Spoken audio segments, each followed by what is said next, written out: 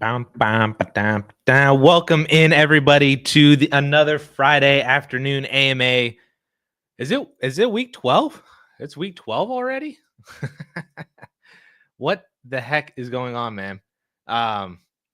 Time's flying by way too quickly. It's going to be Thanksgiving next week. Then we're going to be in December. Fantasy playoffs are just a couple weeks away. Holy moly. It's snowing here in central Pennsylvania. Welcome to the winter time. What's going on, everybody? Country time. Happy Friday. Yam Baggy, best day / content of the week. Happy Friday. BC, let's go. Mustang, happy Friday. Jamie, what's up, everyone? Jello, happy Friday. Addison, happy Friday to you, man. Welcome in, everybody. That was awesome that the Warzone crew shouted you out. Did you check out that episode? I did. I checked in whenever you sent me that message, Jamie, and did go back and listen into what they were saying about the deadline and stuff like that, and used my tweet about saying that deadline should never be as early as everybody's deadline apparently seems to be. I didn't get to check back in while they were still live after the fact. I think we were in the middle of trying to get Oliver down or making dinner or something like that, so it's just kind of a little chaotic. But then I did go back and listen to the episode again. Memphis is good people, man. Happy Friday, Addison. Oh, for those of you that don't were curious, the Dynasty Warzone is a podcast on the Player Profiler Network. One of the hosts, Memphis, we're good friends. He was like one of the first people that I knew, like in the industry, and like vice versa and stuff. I was one of the first guests on that Warzone podcast. We were been in a couple of leagues together, and they were just talking about trade deadlines and stuff. I tweeted out that no matter what side of the trade deadline debate that you stand on, whether you believe the Dynasty League should have a deadline or not, hopefully we all can agree that deadlines should not be really like prior to Thanksgiving, essentially. Like I've seen people talk about their deadlines are in week 10 or in week 11. I'm like, that sucks. Fix your league. Don't have deadlines that early because it's so boring. What's the point? Then you're just sitting there with still 3-4 weeks to go left in the regular season before we even hit the fantasy playoffs, and you can take advantage of so much more value changes. So that's the whole deadline thing. Anyway, but I appreciate you, Jamie, for sending that. My deadline was last week, and now I'm bored. That's the exact reason. If you want to have a I'm team no deadline, but I'm totally fine with people having a deadline. But I think that the deadline should lead right up to the fantasy playoffs. I think there's no reason that a deadline should be any earlier than that, because then you can maximize the amount of time that you have to actually trade. You know, trading is one of the best parts of Dynasty, if not the best part. So why limit the amount of time that you can actually do that? Antonio with the $5 super chat bright and early. Thank you so much, Antonio. What up, Addy? What up, Antonio? I finally ended up spite trading Waddle for Mooney. Wasn't nearly my first choice, but hoping you share my optimism in Mooney's usage rest of season. The one thing that I am a little concerned about with Mooney is like these injuries that have kind of popped up. He had that Achilles injury pop up on injury report last week. Didn't have an injury designation going into the week, but then got hurt during the game. I think he's fine, but that's like the one thing that I'm kind of a little concerned about. I mean, essentially, they're both kind of filling the same role as the wide receiver 2 in a pretty competent offense with a good quarterback. Not the first target, not the second target, maybe not even the third target, depending on what the running back is doing at the time or the tight end is doing at the time. And dynasty-wise, I still would prefer Jalen Waddle. But if you're really that upset with Waddle, I don't think Mooney is a bad pivot. But I think that there was some meat left on the bone that you probably could have gotten something back for that. Or I don't know. Maybe I'm still in on Waddle. If anybody watched the lessons learned video from Wednesday, I talked about Jalen Waddle in that one. I'm still in on Jalen Waddle. Believe that he is a good buy low candidate. So maybe that's just me on how I feel about Waddle. But Mooney, I don't think is necessarily that bad. I think what I could say is that you're probably more optimistic about Mooney rest of the season, and it's probably realistic that Mooney outperforms Waddle from the end of the year. But I think from 2025 on, I probably would still prefer Jalen Waddle for Dynasty. It was either Mooney or an early second as my pivot options. Yeah, either one of I would take Waddle over both, but I think I would take Mooney over an early second, especially if you're contending. So I think you made the right choice of the two for spite trading Waddle. There's another Waddle one I saw in here. Weston, what was your thoughts on Josh Jacobs? My team is middling, and I'm getting offered Jalen Waddle for him. Do we think he's got another elite year in the tank like some of these other running backs are having, i.e. Joe Mixon? I think that Joe Mixon is a very good comp for Josh Jacobs, by the way. And I think that the decision here between Waddle and Josh Jacobs depends on if you're competing or not. I think if you're competing, I'm totally fine keeping Josh Jacobs. Your team is middling, so it's kind of a weird place to be in, I think. I think if your team is middling, I would probably lean more towards the dynasty side of it and look to 2025 and beyond. So I think I would take Jalen Waddle because I feel like you could just buy Josh Jacobs back for, whenever you want for maybe less than that. Because I don't think Jacobs' value really goes up over the next year or two. Even Mixon's value really hasn't increased from a dynasty perspective based on even with him producing so well because of just how old he is. Jacobs is kind of in that same boat. But if Jalen Waddle kind of went back to what he was doing in 2021, 2022, most of 2023 last year, his dynasty value will go right back up and he could be a top 15 dynasty wide receiver. And he could do that by the end of the year, or he could do that in September next year, or even gain value in the offseason because then people are going to be talking about him being like, oh, bounce back year, still 25 years old, buy into him, blah, blah, blah, all that kind of stuff. So Waddle, I think, offers the most upside for value and probably more upside for production over the next couple years.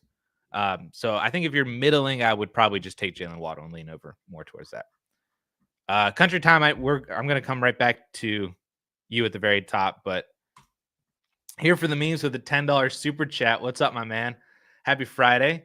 Happy Friday. Wide receivers are Chase, Amon-Ra, Garrett, Tillman, Hawk at tight end, Pierce, Bourne, Austin. Running backs are Henry, Kyron, Brees, Monty, Najee, Bucky, Braylon. Swift for Jennings talked me into it. Yeah, so we had talked about this a little bit before. We were DMing on Twitter before this. Swift for Jennings talked me into it. Essentially, I will say that I think on the dynasty, from a dynasty standpoint, I think Swift has a little bit more value after this year because Ayuk will be coming back. Maybe we'll see what happens with Deebo Samuel. Maybe Ricky Pearsall gets more integrated. Christian McCaffrey gets more integrated back off of his injury. And I think Jennings could just be a fun name now and then maybe just kind of slide back into not nothingness, but just, the wide receiver 4-5-ish kind of area. Whereas Swift, I think as long as he maintains a starting role in the NFL, maybe not for Chicago, but in the NFL, I mean, he's got the contract with Chicago, so we could assume. I think the Swift would have more dynasty value, but you don't necessarily need Swift. Jennings could be basically your wide receiver 4, depending on it's him and Cedric Tillman, essentially. And with how Tillman's been producing the past couple of weeks, it might be Jawan Jennings. And Swift's end of year schedule is rough. So if you're looking for a production standpoint, because you don't need to start Swift, but you could potentially be starting Jawan Jennings, that's essentially the argument to pick Jennings. Or you can keep Swift and just be like, you know what? I'll just hold on to the better dynasty asset, at least who I believe to be the better dynasty asset in DeAndre Swift after this year than needing the production of Jawan Jennings. I don't know if I really talked you into that, but that's essentially the arguments for both sides. That, if you want to hold on to Swift because he probably offers a little bit more value as a starting running back in the NFL, go for it. Especially if Jennings, if Ayuk comes back and Debo's still there and Kittle's there and Christian McCaffrey's there and Jennings falls back into the wayside, there's that. But for the short term, Jennings at least offers the production that he would come in and probably be your wide receiver 4. So if you think you can start Jennings more than Swift, I'm down with that, especially with Swift's really rough end of season schedule. And Jamie wants to remind people to pick up Rashawn Johnson, which I agree. Did I convince you at all on either side of that here for the memes? I don't know if I did, but I appreciate the super chat. And we can talk more about it on Twitter if you want to as well. All right, back up to the top. Country Time 10 with the very first message, and now is like the 4th comment that I'm grinding through already, so I apologize, Country Time. But 10 by 12, Superflex tight end premium, trying to go back-to-back, but also want to keep my window open. Traded away McLaurin, Kelsey in 4 seconds for Puka and Muth. Sheesh. Am I stupid rolling with QB Hurts, Purdy, Winston? No, not at all. You got a free Pat Frymuth. That is insane. I would take Puka easily over McLaurin, Kelsey in 4 seconds. Or if you want to say that one of those seconds is for Muth, then I would take Puka easily over McLaurin, Kelsey in 3 seconds. Yeah, that's easy. Now I and looking at your roster here, I mean, you have a good shot of winning this year with Saquon, Breece, Jacobs, B-Rob, Dobbins, Najee. Holy crap! Even from the fact that you're not starting all those guys, but you're keeping most of those guys away from your competition as well. Puka, Pickens, T, all producing well. You're going to get Mike Evans coming back. Hawk and Muth. You got Hurts.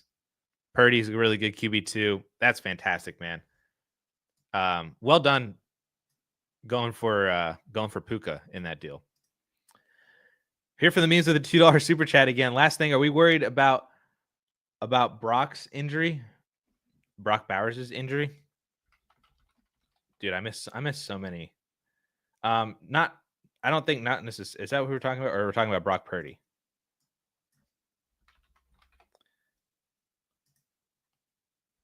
Exits practice due to shoulder injury. Kyle Shanahan, hopeful quarterback, plays in week 12. I'm not.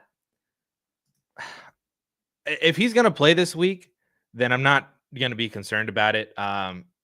Then it could be one of those things where maybe he just sits out and then plays the week after. I don't necessarily think that there's really anything that to be concerned about. Apparently, I miss a lot of news during the week.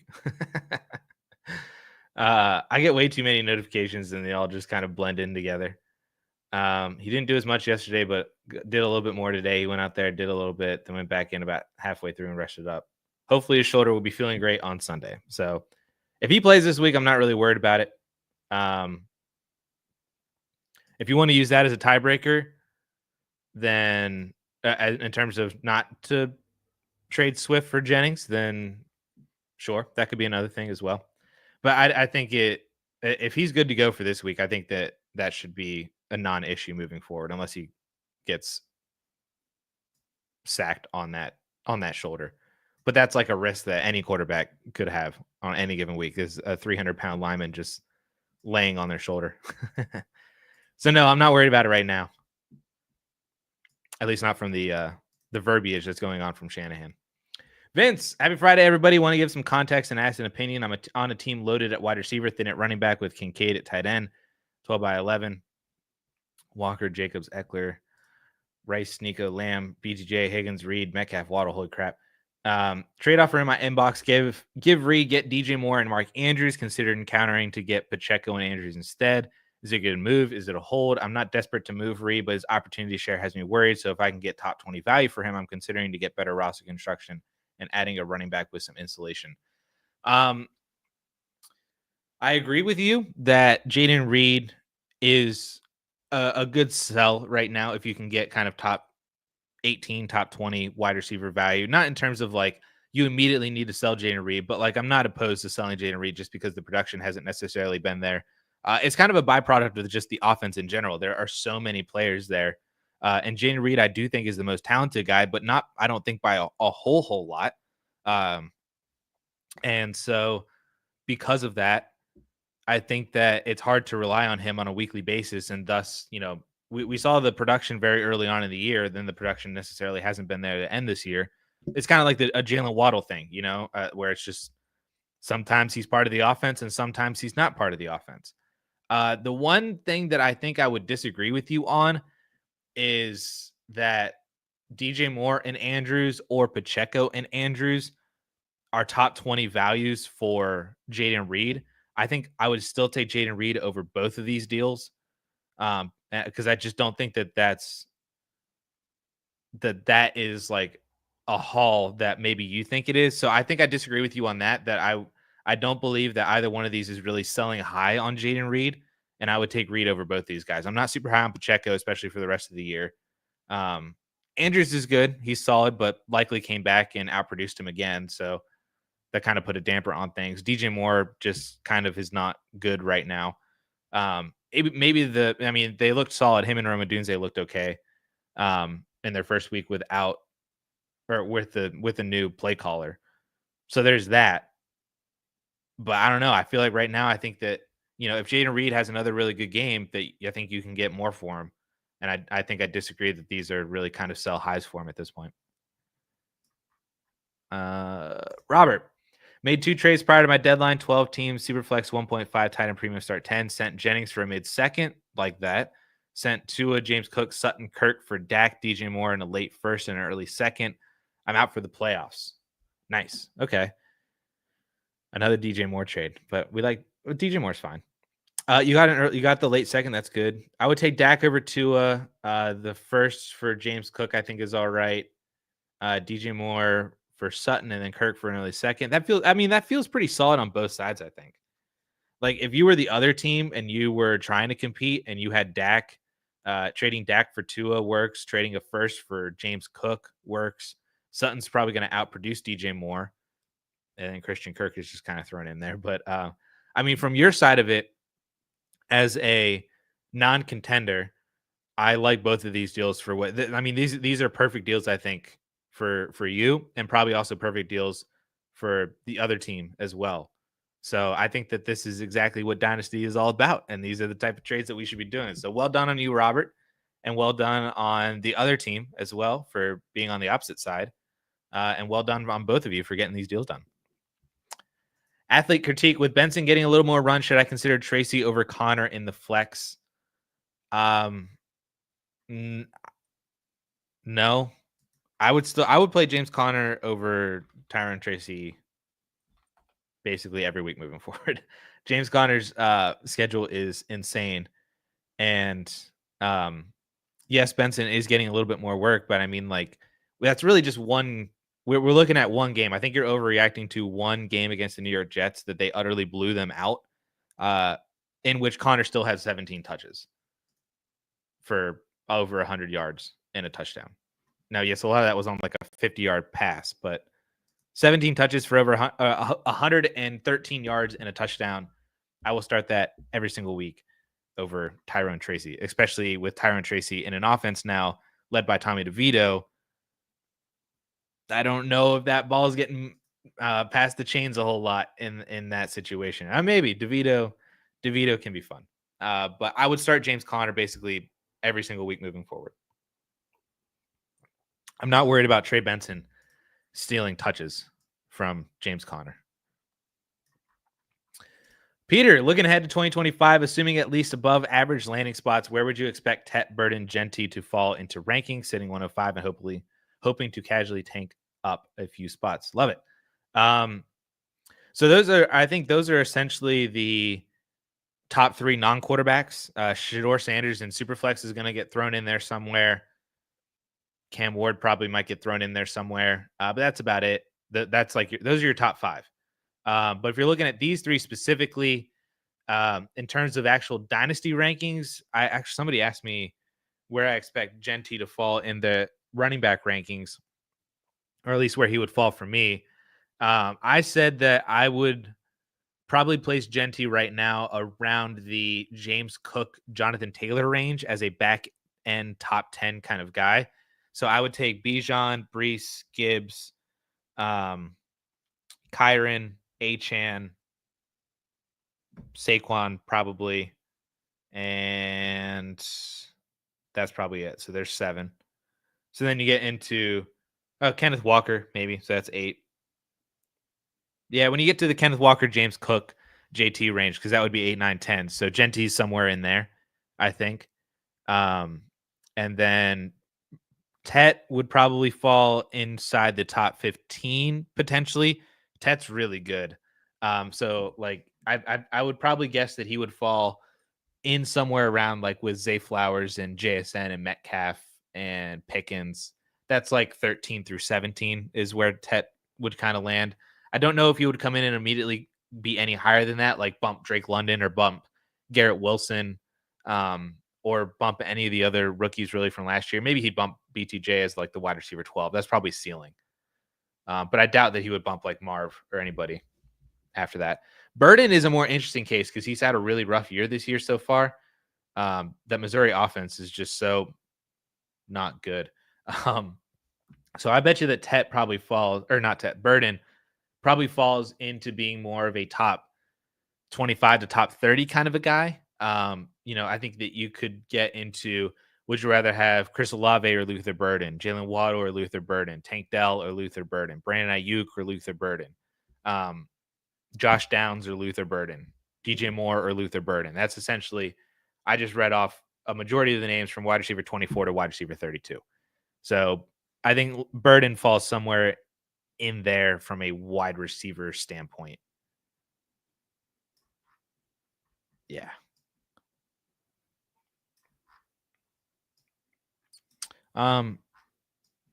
Yeah. I keep scrolling down to the bottom. Have there not been comments since? This is how big I feel right now. I haven't gotten a comment in like 6 minutes. Interesting. Or maybe StreamYard's broken. I don't know. Anyway, 12 team Superflex start 10. Trade A Rich, Mason, and Kraft for Jordan Love. That's Jordan Love like immediately. This is a fantastic way. Like, this is exactly what you wanted as an Anthony Richardson manager. If you did not want Anthony Richardson on your team, that game last week was exactly what you wanted. And this is exactly what you should be doing to trade off of Anthony Richardson. This is Jordan Love so easily. What can I expect for Pickens trade? Tired of his lack of effort on plays not designed for him. Am I too quick to judge him? Maybe a little bit. I don't know. I'm super high on Pickens, but I'm also a Steelers fan as well. I don't necessarily care about his effort, I guess, on plays that are not designed for him. But from a dynasty standpoint, if you are looking to sell him, I mean, he's like a top 15 dynasty wide receiver, so you could probably get a decent amount back, like a first plus back for him. It probably wouldn't be all that difficult to pivot off of him over to, maybe Garrett Wilson or maybe Drake London or maybe Flowers or Metcalf or somebody like that. Like if you were really into trading George Pickens, those would probably be the wide receivers that I would go after. But at the same time, Ryan brings up a good point for Waddle plus Pickens for Pickens would be sweet. I've had people ask me, because Pickens was in my buy video before the deadline, and people were asking me, would you trade Jaden Reed and a first for George Pickens? And I said no. And they were like, would you trade 2 firsts for Pickens? And I said no. And they're like, Waddle and a first for Pickens. I said no. So if you can get those deals and you're that sick of George Pickens, then go for it. But at the same time, I'm not sick of George Pickens, and I don't really care about all the antics and stuff like that. I'm not the type of person that really bothers me. Because it's from a fantasy perspective. So as long as he's still getting the other usage when the plays are designed for him, like he was like one slightly bad Russell Wilson pass away from having another pretty massive fantasy day yesterday. Russ missed him like in the end zone at the end of the game there. That Warren eventually finished off the drive. But if he had caught that was like a 30-yard touchdown, and Pickens would have been like 5 for 80 and a touchdown.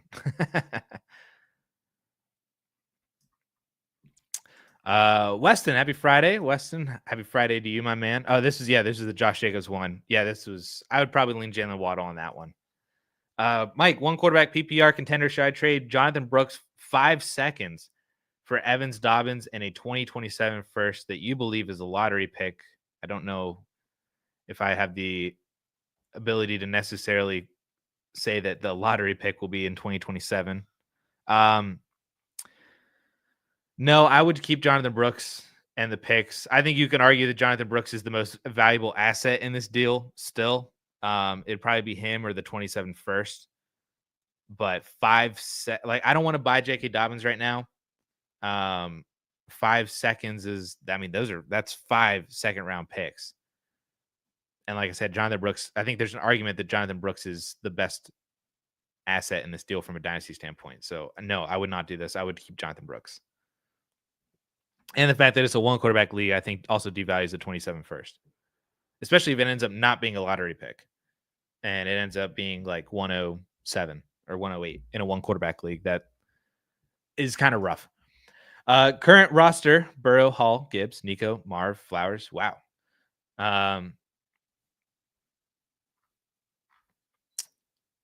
Yeah, I would keep Jonathan Brooks in all the picks.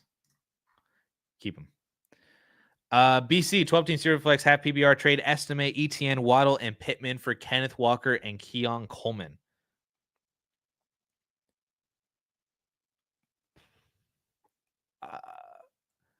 Yeah, you know what? Just give me Kenneth Walker and Keon Coleman. I think this is it kind of hurts trading off of Jalen Waddle, but I would take Kenneth Walker over Jalen Waddle at this point. And if you got to add in, I think this is a good way to get off of ETN as well. So getting rid of Waddle and ETN for Kenneth Walker, I think works. And then Pittman and estimate for Keon Coleman, I think that works as well. So yeah, give me Kenneth Walker and Keon Coleman on this one. Theo, what's up, man? Traded Pickens in an early second for CeeDee Lamb. Holy crap. Okay, so there you go. If you want to trade away George Pickens, add a second round pick for him and go get CeeDee Lamb. Well done, Theo. Well done. What would you be willing to add to Puka to tier up to CD? False. They're in the same tier. So you would not be tiering up to move from Puka to CD Lamb. They're in the same tier. I would not add anything to Puka to move up to CD Lamb. If it was a third, if you really like CD Lamb, if it was a third, then I would do that. But I would not do Puka in a second to move up to CD Lamb. They're in the exact same tier. So there's no reason in my head to move off of one guy to the other. They're both fantastic. And especially if you're competing, Puka is going to be better as a contender. And I think Puka is probably just as good as a rebuilder. Any suggestions for a bargain wide receiver 3 target, and what would you pay in a 16-team Superflex half PPR? I think the first name that comes to mind is Jacoby Myers. I would also potentially look at Jerry Jeudy is solid. Calvin Ridley, solid. All these guys are basically second-round picks, especially in a 16-team league. If you can pay a second-rounder in a 16-team league, that would be great. There's Jacoby. Hopkins, I don't think is necessarily bad either. And I mean, if you can get Elijah Moore for like a third, that wouldn't be terrible either. Just that offense, which Jameis Winston at the helm, is so much better. So really, any of the Browns that you can get. Tillman's probably way too expensive, but I think Jeudy and Elijah Moore would be solid. Jeudy for a second or Elijah Moore for a third would be pretty good. If you can get Khalil Shakir for a second, I would love that. Darnell Mooney for a second would love that. Cortland Sutton for a second would love that. Juwan Jennings for a second. I feel like there's a decent number of guys that you can get for like a second round pick, even in a 16-team league. I would love to do basically any of them if you can. I highlighted Sutton in my buy video. Calvin Ridley was also in my buy video, so those two are probably more towards the top of the list. Shakir would also probably be up there too. I didn't highlight him specifically in the buy video, but he's still continuing to play really well. Juwan Jennings is in there. Jerry Jeudy. Those are the names that I would go after. And then if you can't get any of that, I still think Jacoby Myers isn't necessarily that bad, just as a consistent option. Maybe you try to play with fire a little bit and go after like Quentin Johnston. I don't know if I pay a second still for Quentin Johnston, but if you can get him for like a third, he just keeps scoring touchdowns, on his like 2 or 3 receptions per game, but he's getting targets as the Chargers are throwing a little bit more and he's finding the end zone. So QJ may not be awful for an end of year run. I like how we have it set in the Watchers League, no deadline, but you can only bring players up at a certain amount of time. Sleeper needs to get this setting going ASAP. Yep, team no deadline. And I do like, I agree with you how we can bring players up at a certain amount of time. I do like that too. Russ knows what he's doing. He's a good commissioner. Traded Tyreek for Bo in a 25 third, needed a quarterback desperately in 1 quarterback. Thoughts? I have Nico Marv, Ridley, Mooney, and Tillman. Man, that seems like a lot in a one quarterback league. I don't hate it, but I don't love it either. I'm just kind of mid on it. Yeah, I think Bo can, if Bo continues to put up like 20 points per game, this might be a win, especially as Tyreek gets older next year. That's probably a win. I still that get Tyreek, man. I don't mind it. I don't mind it on either side, honestly. What would you have to add value wise to Ayuk to get Odunze right now? Probably a second round pick. That's probably somewhere in the range that you're having to pay up, especially if the other team with Odunze is rebuilding. You might be able to be like, hey, Odunze is a really good asset as a rebuilder, but let me give you Brandon Ayuk, who's also a pretty good asset for a rebuilder just because he's injured and not scoring points.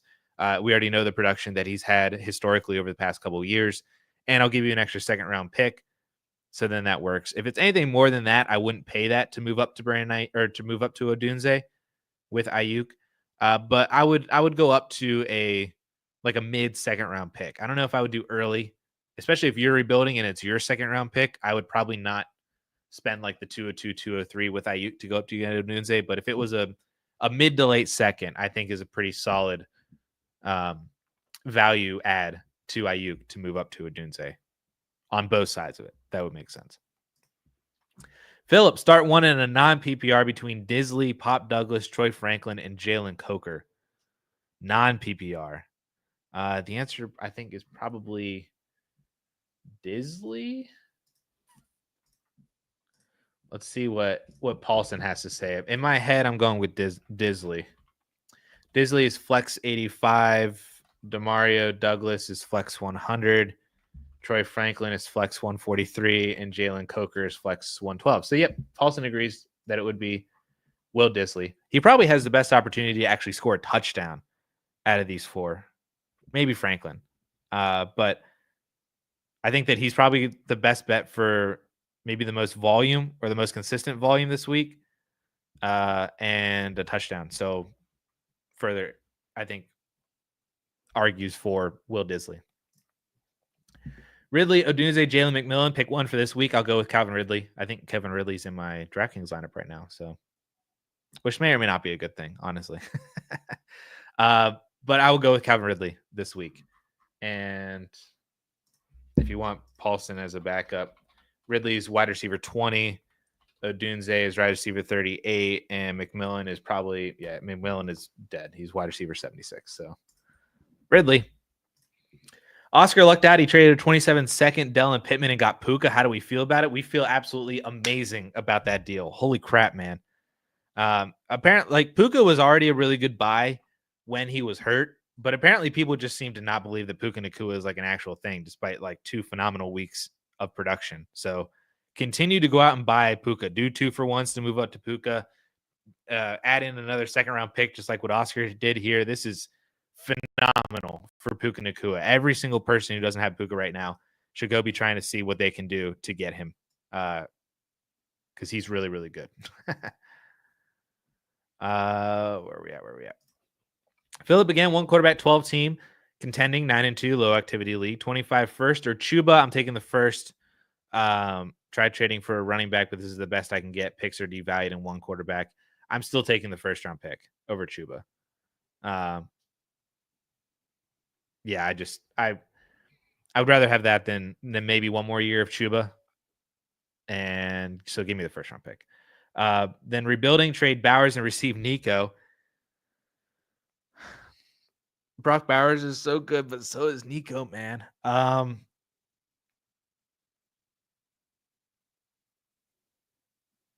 Have tight end premium as well.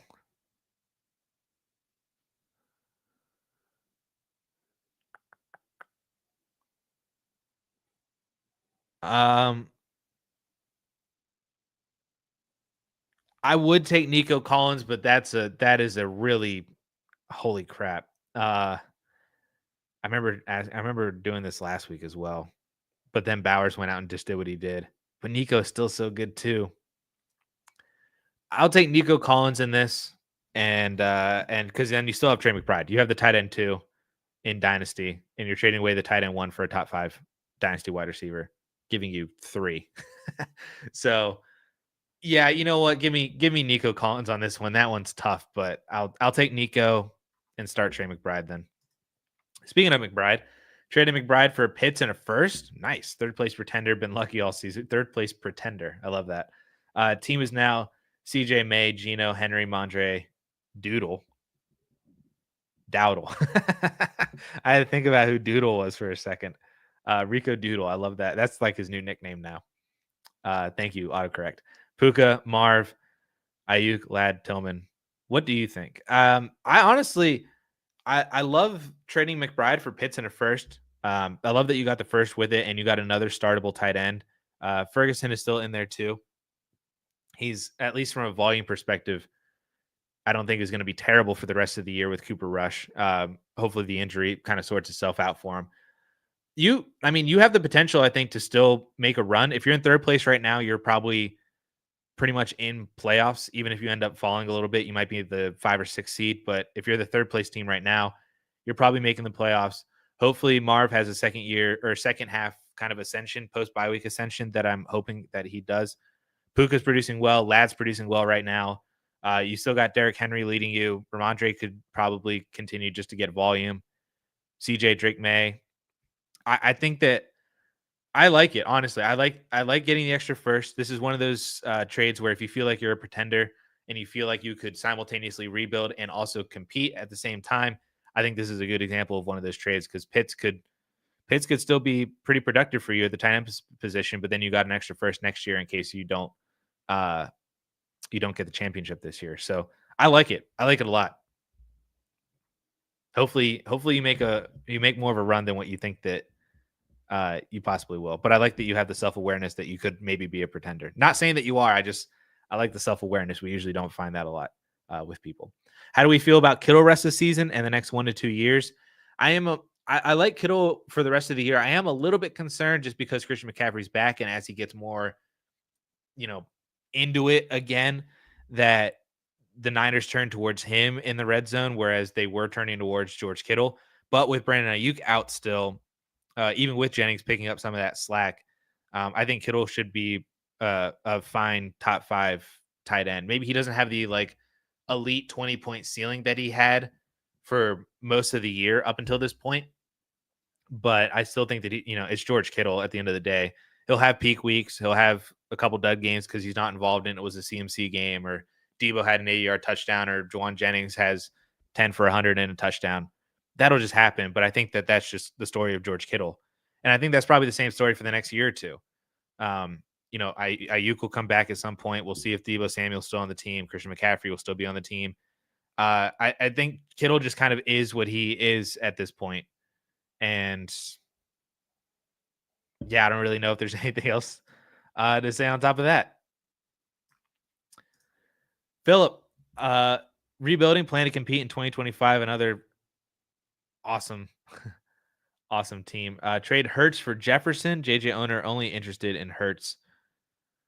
No, I would take I would take Jalen Hurts over Justin Jefferson.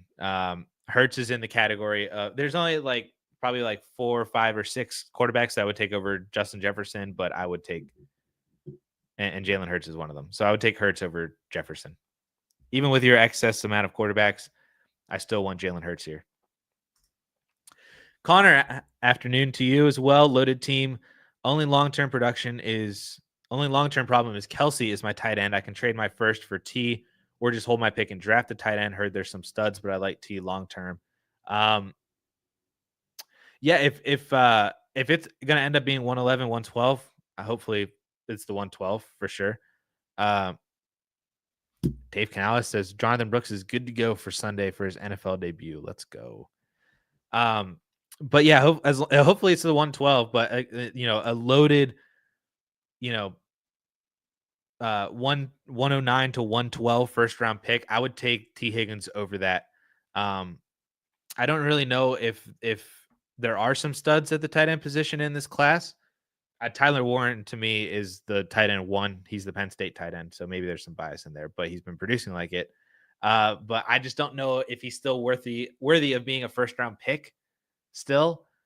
And I think you can just figure out tight end as you go along. There's only really about 2, 3, or 4 guys that really make a difference. Then there's probably another 6, 7, or 8 guys that you feel good starting every week. And then after that, it's just kind of a crapshoot. So I wouldn't really worry about it in terms of fixing the tight end position right now. I'd ride Kelsey out. If you want to trade a first round pick for T, I would. And then you get T Higgins, and you can figure out tight end from there. Mustang with a $5 super chat. Thank you so much, Mustang, for the support. Thank you. He's 9-2. Thinks he got the bye week locked up. Love to see it. Just got Collins DK ETN trade deadline this week for rest of the season. Would you take Collins for DK and ETN? Oh, yeah. Yeah, you got DK and ETN. Never mind. Oh, yeah, that was phenomenal. We were talking about this the whole all weekend basically for everybody else. That Mustang, he was able to get Nico Collins for DK Metcalf and Travis Etienne. He almost got him for a slightly better deal as well, which would have been insane.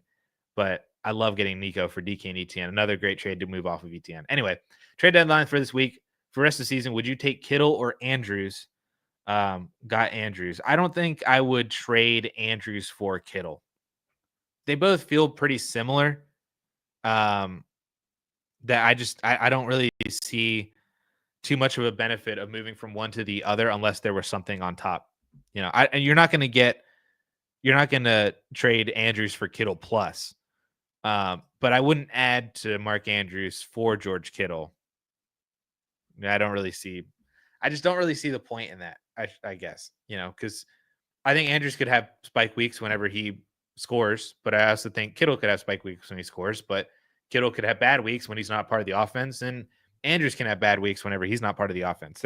I think to me, they're pretty similar. So you already got one. That's the one I'll keep, especially because he's the cheaper one. You're going to have to add to Andrews to get to Kittle. Not really interested in doing that. So I would just keep Mark Andrews. Worry about Andrews' week 16 versus Pitt. Yeah. The one benefit to that I will say is that at least it's in Baltimore. So if he needs if they shut down Zay Flowers or if they shut down Flowers or Bateman on the outside, maybe Derrick Henry isn't moving the ball as well. Andrews could get involved. Likely did well against the Steelers. So maybe if that just turns and is Mark Andrews week, then there's potential. Did someone just ask if you're back in on Quentin Johnston? Did they?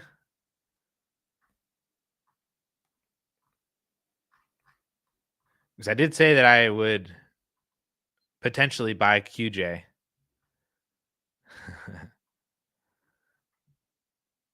Are you back on the Q? Oh, Ryan, are you back on the QJ train, Addison? Yeah, I was never on the QJ train. I think is what Genji's going for. I'm now potentially somewhat buying into. I was never on the QJ train. What's Kittle's week 16 matchup? Now I'm curious.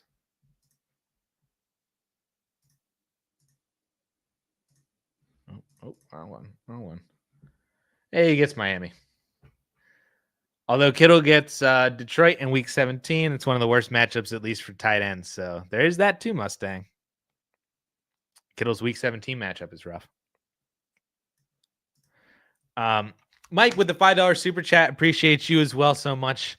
Thank you for the support. One quarterback, PPR contender. How many seconds would it take to actually acquire the 2027 first? Trade calculator shows 2 or 3. I have an extra to consolidate into a first. Yeah, I think I would take a first round pick over 2 or 3 seconds, especially if you're going to pull from your 2026 stock or 27 stock. Like if you're able to do 3 seconds, none of which were 2025 for a 27 first, I would love that. I would potentially trade 4 for a first round pick, but I think that's slightly too much, not from a value standpoint, but just because um, there might be other things that you could do with that second round pick in other trades. Because seconds are really good to tier up. They're really good to buy, you know, old production, especially at the running back position. So there's a lot of versatility with second round picks that, you know, it's nice to condense them and consolidate them all into one really good asset in a 2027 first, especially if you believe that it's going to be if it really does ultimately end up being um, a lottery pick. I was trying to find the word lottery in my head. But so I would love to do that, but I think that there's more flexibility with second round picks that I wouldn't pay 4 of them. But 2 or 3, I think is totally fine. Especially if you're not pulling for 2025. He probably would want at least one 2025. So he gets a little bit of immediate cash out pretty soon. But I would do, if you can get it done with 2, that'd be great. If you have to move to 3, then I would do that as well. But I would not go to 4. 3 is probably my hard stop for it. So great question. And appreciate the super chat as well. I gotta go all the way back up to the top. I am a Penn State homer, Genji.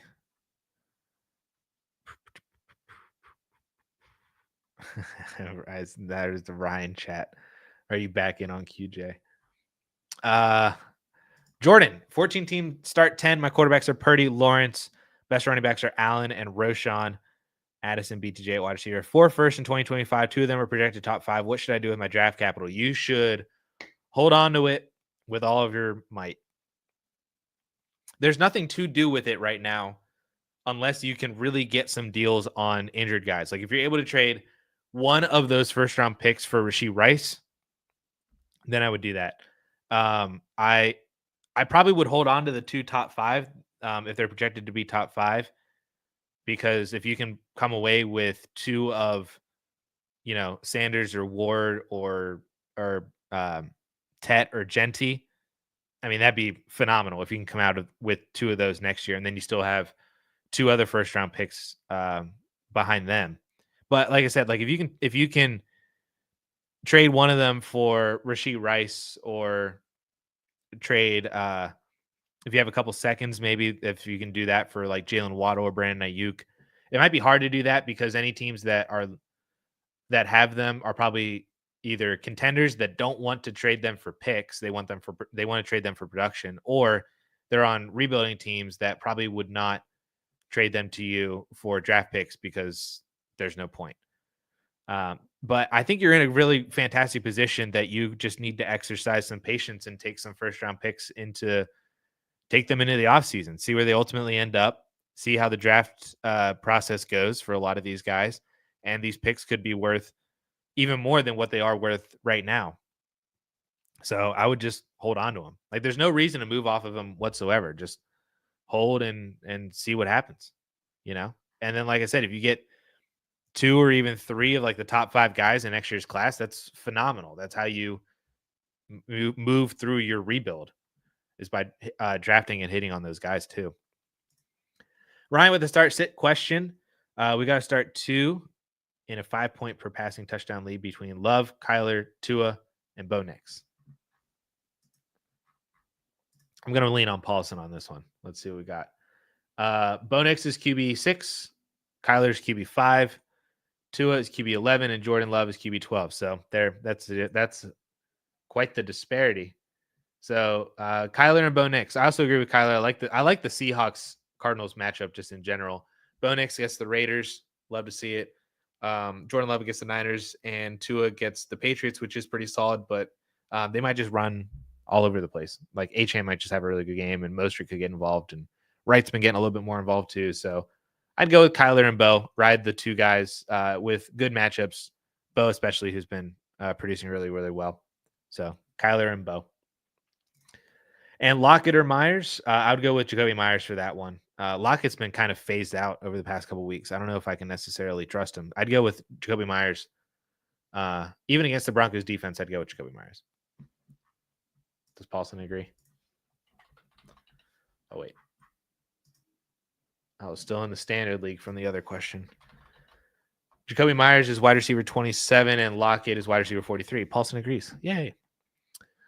I'm 9-2, need a wide receiver. Who should I trade for? There was that whole list of players beforehand that you can get for cheap. In terms, it was, Sutton, Ridley, Myers, Jennings, Judy, maybe Quentin Johnston. Those are the names that super cheap are going to give you production, not going to break the bank, not going to kill you in terms of long-term value. They're just going to get it done, I think. Or if you can trade for Mike Evans coming off the bye and off the injury, that'd be cool too. If you can buy Cooper Kupp low, that'd be cool too. But I think all those other guys are better guys to go after because they're all like at most probably like a second or like a second and a third, basically. Would you give Debo and Reed to get BTJ? Yes. Yeah, I'd just consolidate down and go get BTJ. I'm good with that. What are we giving in terms of picks for JJ McCarthy or plus needed if tier down from Caleb?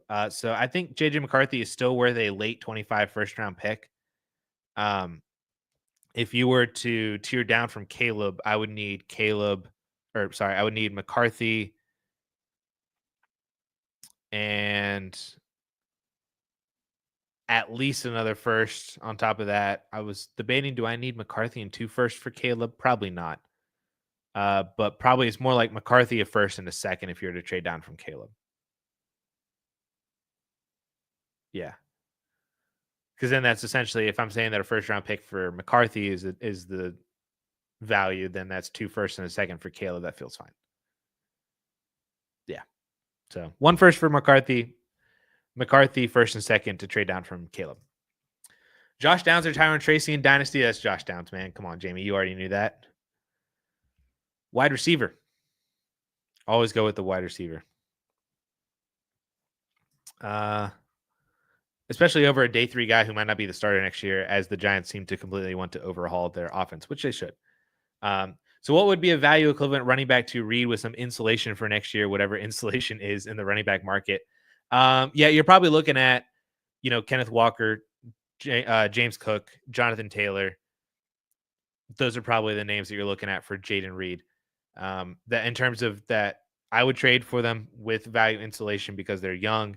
I don't know if I would go really any lower than that. Like any lower than that, you get into Brooks might not be awful, but any lower than that, you get into like the Derrick Henry, Mixon, Josh Jacobs tier, David Montgomery, Chase Brown is all the way up there.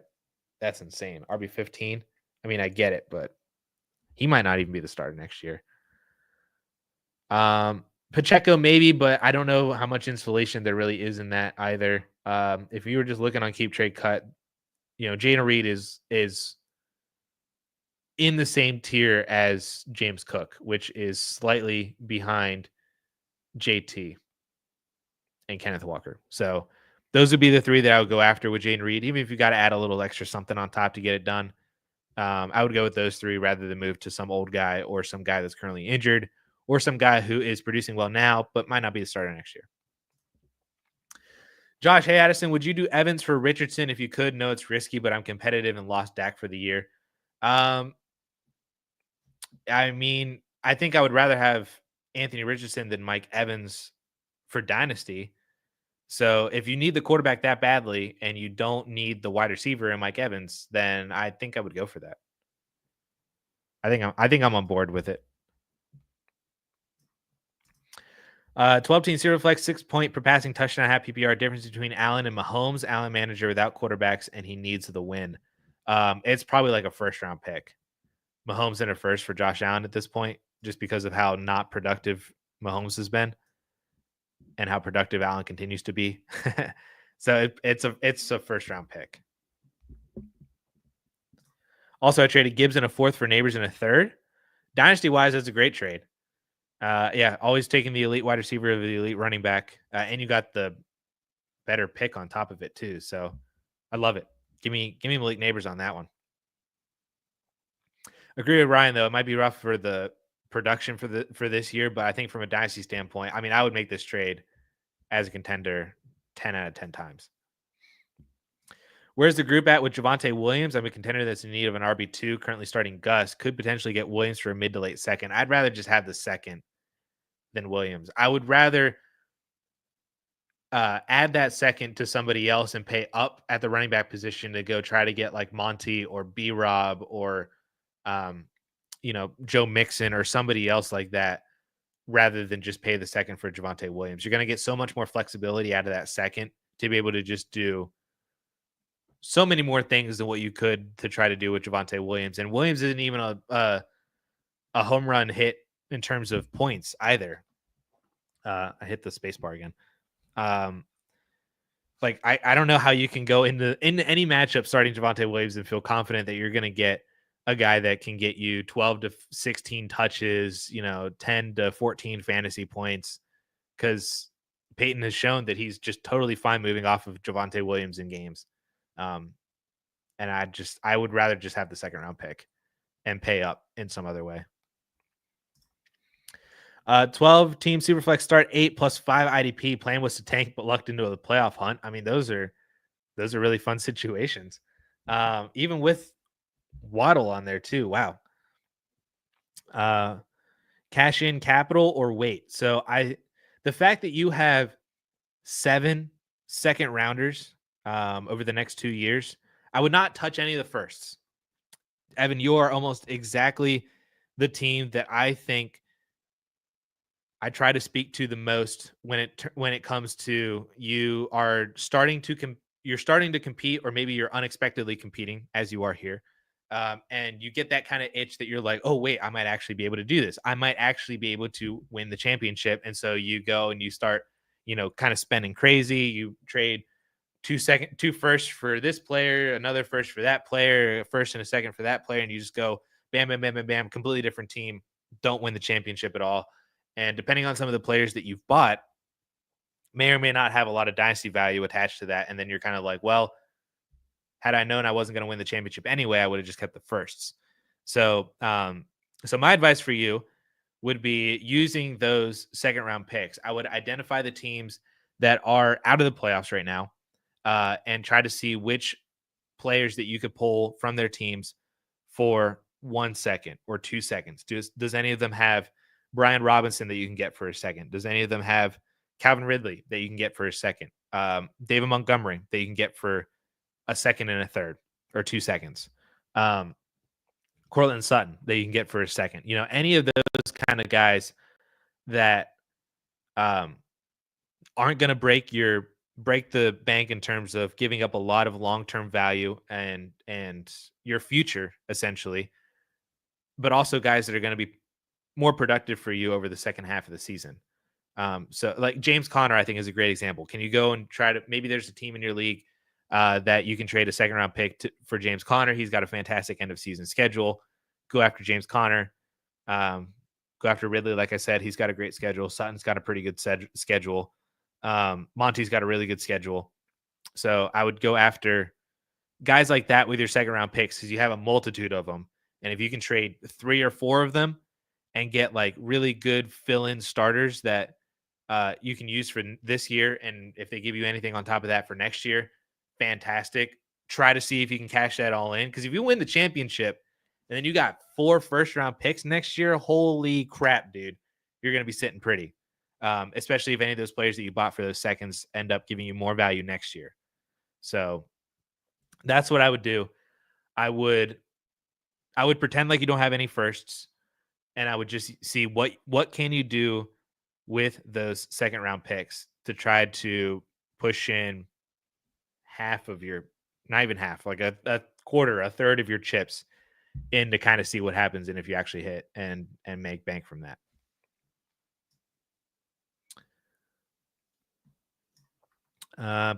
Would you trade CD for Puka straight up on contenders? Probably not. Like CD had 8 for 93 this past week. So, and the schedule's still pretty solid. Outside, he gets Philadelphia one more time. I think actually in championship week he gets some. But no, again, like they're same tier. I'm not really all that interested in moving one for the other just for some short term production. But if you can trade CD for Puka and something, then I would do that as a contender. Like there's no reason, in my opinion, to trade these guys one for one. But if you can get something on top of the piece that you're trading for, then I think that's fine. Then I would do that because then you get the added bonus of, well, Puka probably is going to outproduce Lamb for the next year, so that's going to help me, and I got this extra little something that maybe it's a handcuff, maybe it's a couple extra third round picks, maybe it's even like a second or something like that, or another player that you can throw into your lineup at any point. Then I would do it, but I wouldn't do it for one for one. 1 second, Dan. 12-team Superflex PPR. Oh man, that water's cold. That really just hits you. 12-team Superflex PPR rebuilding and guy offering me London plus for my St. Brown. How big is the difference between London and St. Brown? Pretty big. He only has 26 picks, has Sutton, Jennings, and DK as other players. I would not trade Amon-Ra for London plus any of these assets except for DK Metcalf. If it's London and DK for Amon-Ra, then I would take London and DK, but I would not trade Amon-Ra for London in a first. I would definitely not do it for Sutton and Jennings. I understand that you're rebuilding and you want more assets, but Amon-Ra is just better. So if you can get London and DK for Amon-Ra, then I would do that, but you probably aren't. He probably doesn't want to get both those guys for one dude. And I think a 26 first is just is a little too far out to move down so much from Amon-Ra to Drake London. So it really has to be DK Metcalf and nothing else. Trade Bucky Irving for 201 and Coker. Yeah, that's fine. I think this is probably right around the value for Bucky in general. So like Evan, if you could trade one of your seconds or second plus something for Bucky, then you're getting future value as well. That I think that this makes sense on both sides. I think if you're rebuilding and you don't want Bucky Irving, you just want the 201, I'm down on that. If you want to compete and you have that extra second round pick, you want Bucky Irving because his schedule is amazing for the end of the year, then I would trade the 201 for Bucky Irving. So completely depends on which side of or what direction your team is heading in. I think this is completely fine. I can't really pick one side. I think if I did, I would maybe lean towards Bucky over the 201 if I had to pick a side.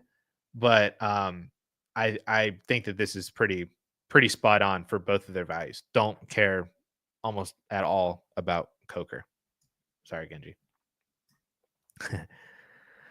Start tight end and start 2 flex between Andrews, Schoon, Disley, Pittman, Coker, McMillan, Douglas. Well, we're probably starting all 3 of those tight ends. Would I start Demario Douglas over any of those guys? If this is a PPR league, I'd probably start Douglas over Schoon. But I'd be starting Andrews and Disley. And if it's PPR, half PPR, I'll start Douglas. And if it's not, then I'll start Schoon. Extra PPR for tight end. All right, then it's Schoonmaker. I just needed to read a little bit farther down in the comments. I'm starting all 3 tight ends. All 3 of them. 14-team Superflex, half PPR, start 10, 5th place, 4th and max points 4. Give Bowers and Taysom, get Dak a first and Laporta.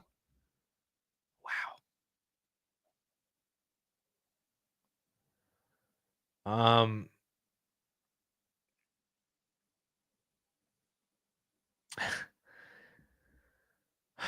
That is a lot. But you know what? I want Brock Bowers. You don't need Dak. The first is nice, but if it's going to be late and 2 years out, cool. Laporta right now, can't start him. Give me Brock Bowers. I want Brock Bowers on that one. There's a lot of value on the other side. There's so much value with Dak in a first round pick. But, dude, I want Brock Bowers. He's so good, man. He's so good. I pay a late 26 first for Olave. What are your thoughts? Yeah, I like it. I honestly, this is another one that I like from both sides. Where if you're just kind of out on Olave and just want to cash out, you got a first round pick. Boom. If you're still in on Olave, you're still trying to you're still interested to see if he can develop into not necessarily develop, but he can continue growing upon the production that he had the first 2 years, and the concussions are behind him next year.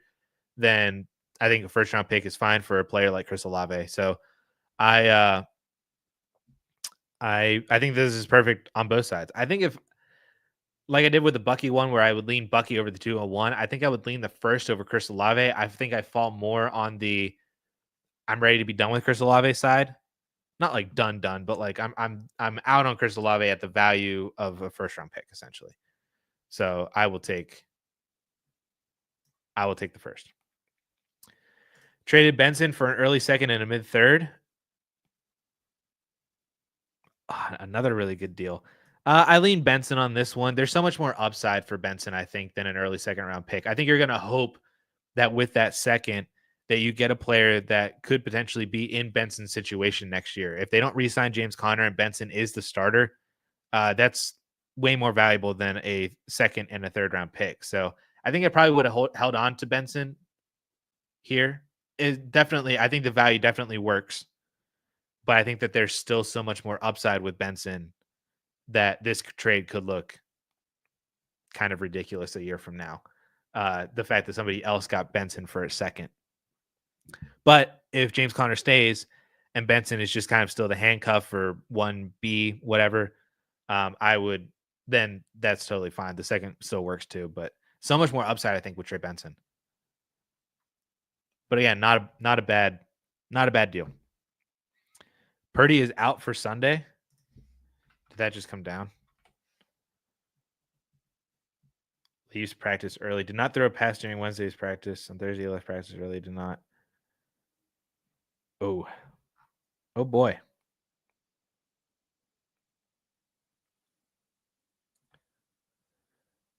Well, at least they have Josh Dobbs. Yeah. Bucky or Pollard? I'll take Bucky.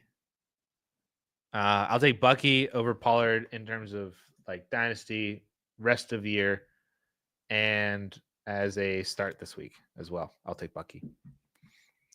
How are we feeling about Jaden Reed moving forward? I think he's clearly Green Bay's best weapon, but they're not using him much. Yeah, that's essentially the summary that we talked about Jaden Reed a little bit before at the very beginning of the show. So I basically agree with you that I think that he's the best Green Bay Packers wide receiver, but I also don't think that it's by a whole lot. But there's just so many weapons there that they have that, so many different places for Jordan Love to throw the ball to. They could just run the ball with Josh Jacobs. He's been very effective over the past couple of weeks. So he just kind of, I think that while he is a team wide receiver one, he's not getting the consistent volume of a team wide receiver one that we had to put him more as a team wide receiver two, a la Jalen Waddle or Brandon Ayuk or anything like that. So that's just kind of, I think, where Jaden Reed kind of is. So I think he's slightly overvalued right now if he's still being valued as a top 18 kind of guy. I think there's a lot of other wide receivers that possess more upside or more consistent upside on a weekly basis that are in just as good, if not better situations around the same age or have more upside for the future, a la like Rome Odunze, I think has more upside for the future than Jaden Reed, given the type of player that Odunze is, given the situation that he could be in as potentially the wide receiver one with Caleb Williams in a year or two. You look at like JSN's producing well, probably in a better situation than Jaden Reed is, even as with him being the wide receiver two for the team. I think that the wide receiver two in Seattle might be better than the wide receiver one in Green Bay, especially if that target share is really condensed between him and DK Metcalf. So it is kind of tough with Jaden Reed right now. But it's I still don't think he's bad. Like if you have him, I'm not actively trying to move him, but I just don't know if he's the best option in his value range, I should say. Highlight Boy, 14-team Superflex start 9, traded Bucky Irving in a third for Isaiah Pacheco in a fourth. How are you feeling about Bucky or Pacheco rest of season and next year? Yes, I'd rather have Bucky Irving for the remainder of the year. And I bet you for a good chunk of the year next year, you probably would have preferred Bucky too. I think Pacheco is going to be irrelevant for the remainder of the year. That injury is devastating. We need to learn about that injury. It's the same thing that happened with Pollard, same thing that happened with Mark Andrews. I don't think Pacheco is going to be all that good. I think at best he's in a committee with Kareem Hunt that you're not going to feel good starting Pacheco in. At worst, Kareem Hunt is still more involved than Pacheco because Pacheco injury-wise does not look great. Then we head into next year, and I think that he's still going to be reeling from that injury, just like what we saw with Mark Andrews, just like what we saw with Tony Pollard, that you might still prefer Bucky Irving for a decent chunk or most of the year next year too. And the fact that you went from a third to a fourth, minimal, but I mean, it's a cherry on top for the Bucky Irving side. So I think as a contender, I would have rather had Bucky Irving. And I don't think their dynasty values are all that different right now to where I would rather have the better rest of season schedule and production from Bucky Irving, and I'll take that into next year and try to buy Isaiah Pacheco next year. I don't hate it though, but I just don't think Pacheco is going to be really anything for the remainder of the year. Bucky Irving is a running back that I think you should target for the fantasy playoffs, as is Rachaad White, as is James Conner, as is David Montgomery. And Tyrone Tracy wouldn't be bad. Pollard is not a bad buy either. Brian Robinson, Ramondre Stevenson, those are the running backs that I'd be looking for to buy for the playoffs. Rest of season and playoffs. Trade away Bucky for Shakir. Love that Bucky playoff schedule, but wide receivers are shaky at best. Neighbors, Olave, Dell, Watson. Oof. Doodle again.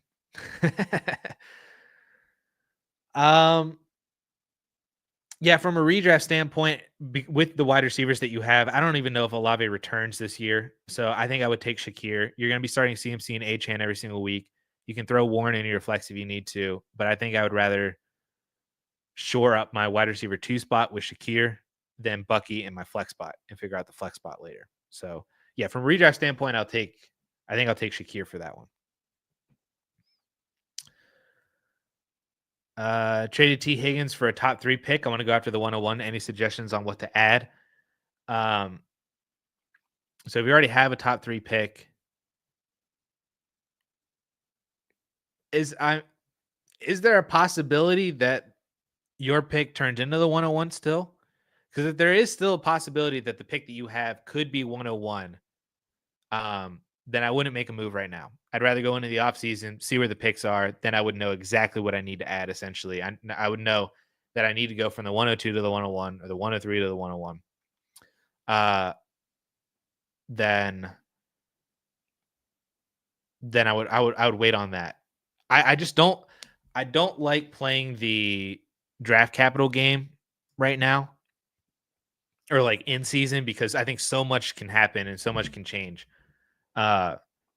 But if you know for sure that pick is going to be the 101, like they're like, if you're going by record and they're 3 games ahead of everybody else for that pick, then that's fine. If you're going by max points 4 and it would be, they essentially got it locked up, then sure.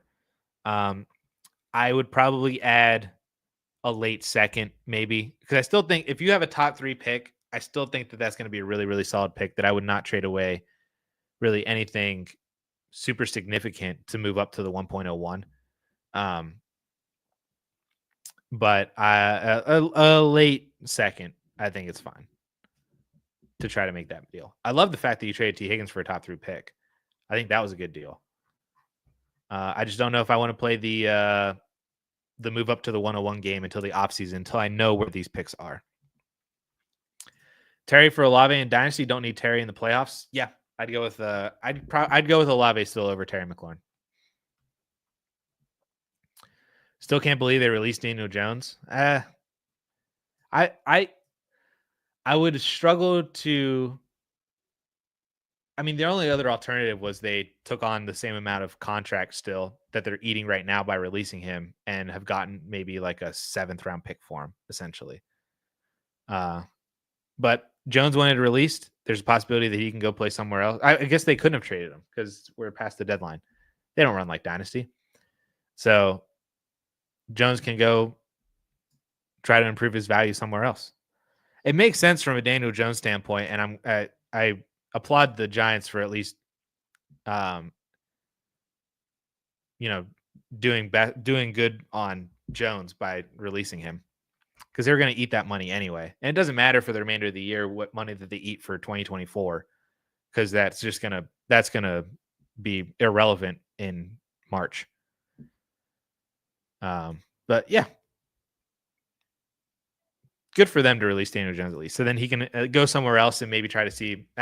Wouldn't it be really funny if he went and like signed somewhere and like won a ring? Like if he went and signed with the Niners.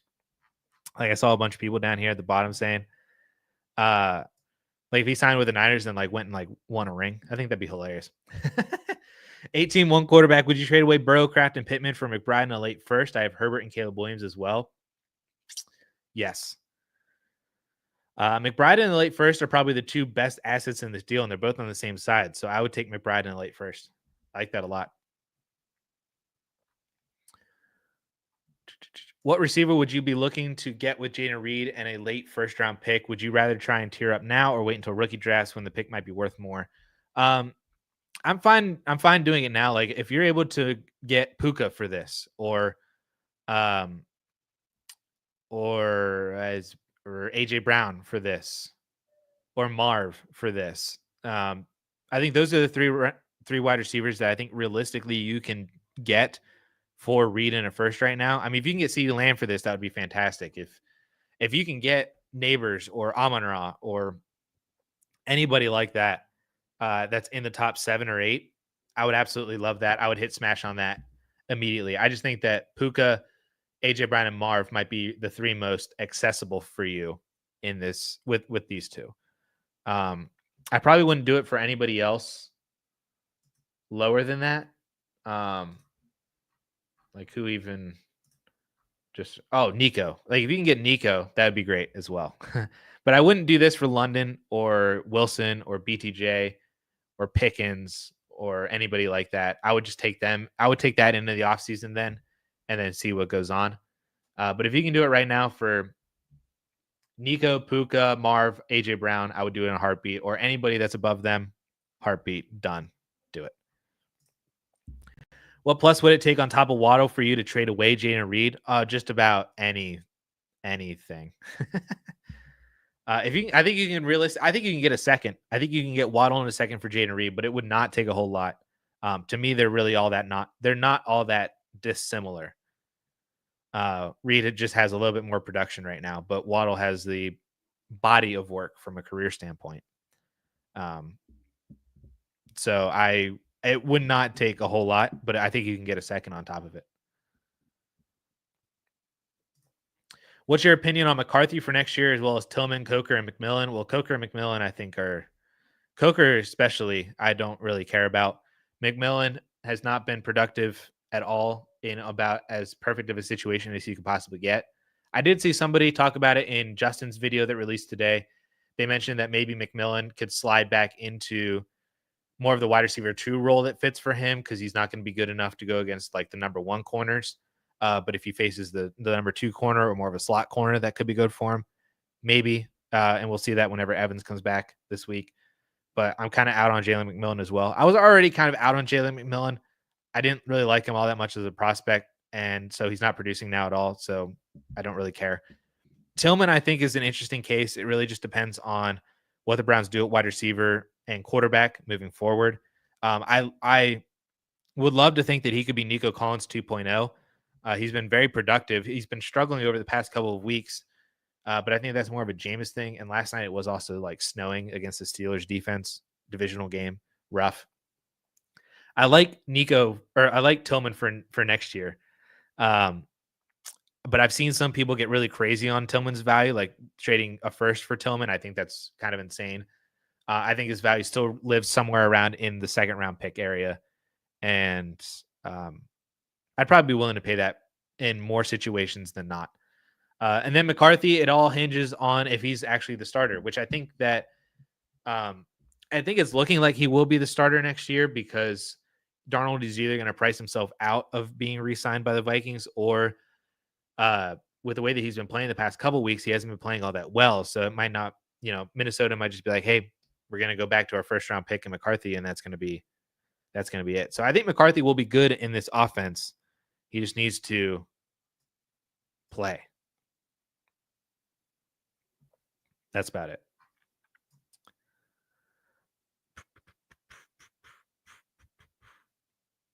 Yeah. All right. Jordan, 12 by 11 Superflex tight end premium. I've been working hard on a rebuild. Can I contend next year? Moves to make McCarthy, Daniels, A-Rich, Benson, Brooks, CD, Rice, Ayuk, Olave, Barrett. Holy crap. I definitely think that you can be productive next year. We'll have to see. I think a lot of it hinges on Rice's production post-injury and Ayuk's production post-injury and a little bit on Olave's production next year.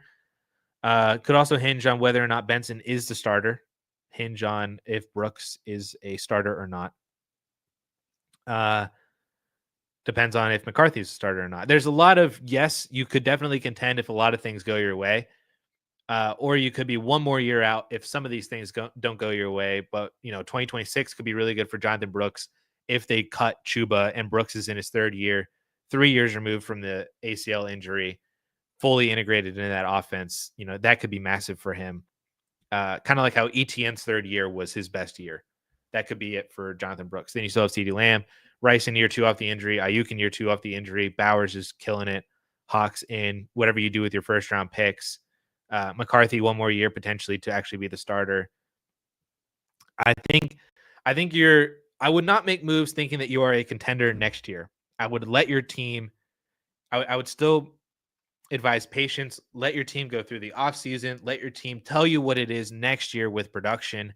And if things go the right way and you are, a top 3 or top 4 team next year, then you can make moves for that to compete in 2025. Or, maybe they say, hey, we need one more year. You end up starting the year out like 2-4, still look to 2026. And that would be it. So I think that you can contend. I don't really think you have any moves to make right now. You just patience. Patience is a move in Dynasty, and I think that's where you're at right now, Jordan. Which kind of sucks to hear, but also, I think you're in a really good position right now. You just gotta wait it out. What are we trying to sell Swift for in a 10-team start Superflex start 11? He's my 4th running back. I've got a top 3 second round pick from another owner, so essentially a late first. I would love to sell DeAndre Swift for a second round pick. Or if you could add something to Swift and move up to get to Monty or Mixon or anybody like that. That's probably the 2 areas that I would go for. Either sell Swift for just a pick straight out, or try to upgrade him to somebody that's more productive and possibly even has more longevity, like Monty or anybody like that too. Should I package that with Swift to tier up or just hold it into the offseason since Swift is a bench piece? Anyways, I didn't read this next question when I answered that, but I think that entirely depends on what you're able to get with that second round pick. Like if Swift in a second is only netting you like Isaiah Pacheco or Ramondre Stevenson or Chase Brown or Tyrone Tracy, then I probably wouldn't do it. But if it gets you Monty, Mixon, Jacobs, maybe even Derrick Henry, if it gets you one of those running backs, then I would do it, or better than those running backs, then I would do that for sure. But I think it all depends on the running back that you would get with Swift and the second.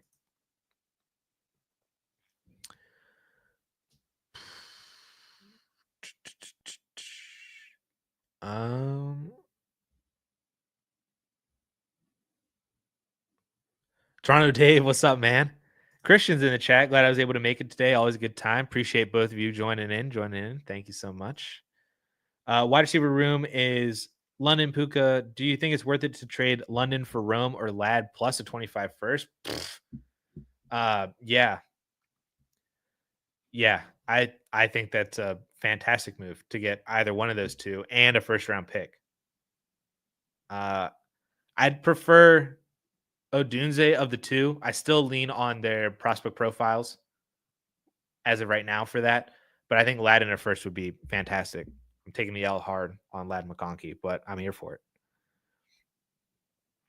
How do you value Pacheco going forward in terms of draft picks? Like, I think 2 seconds is fine for Isaiah Pacheco. Ideally, I'd like to buy him for a second and something else that's not another second. But that's essentially it with Pacheco. I'm not paying a first for him. And like I said, I would really be hard pressed to even pay 2 seconds for him. But I think that's around his value, and I think that's pretty fine. On this Packers note, is Christian Watson a buy? I think I could get him pretty cheap for boom potential. He's got a really good schedule moving forward. I just don't know if I could trust putting Watson into my starting lineup because I feel like we've done this like 2 or 3 years in a row now with Watson. Is this his third year? So we've done this like 2 years in a row, basically, essentially, whatever it is. I mean, if you can get him for like a third, I think that's fine. It's so hard.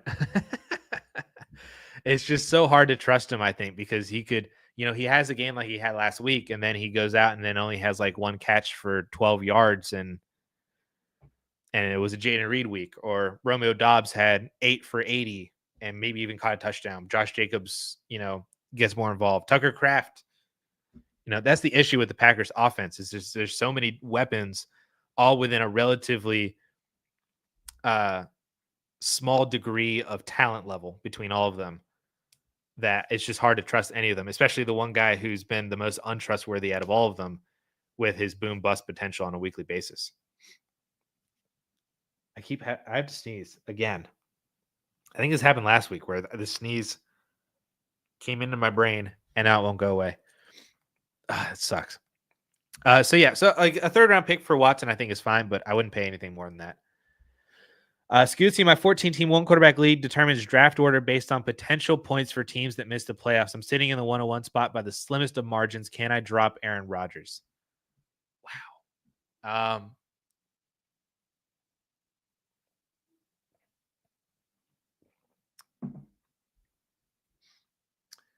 You could essentially frame this as, would you trade the 102 and Aaron Rodgers for the 1.01? And I think I would. I think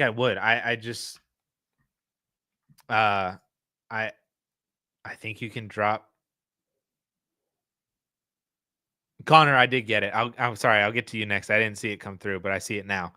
I'm coming to you, Connor. Yes, I think I would trade the 102 and Rodgers for the 1.01. So I think you can drop Aaron Rodgers. I think I'm cool with that, especially in a one quarterback league. That doesn't really matter at all. Yeah, drop them and get the 1.01. Connor hit a $2 super chat. He said that he messed it up though. Well, we got it. But thank you so much for the $2 super chat. How big of a difference between Stroud and Stafford rest of season? Would it be worth it to deal Drake May for CJ Stroud? Whoa. This feels like there were so many different areas that this was going.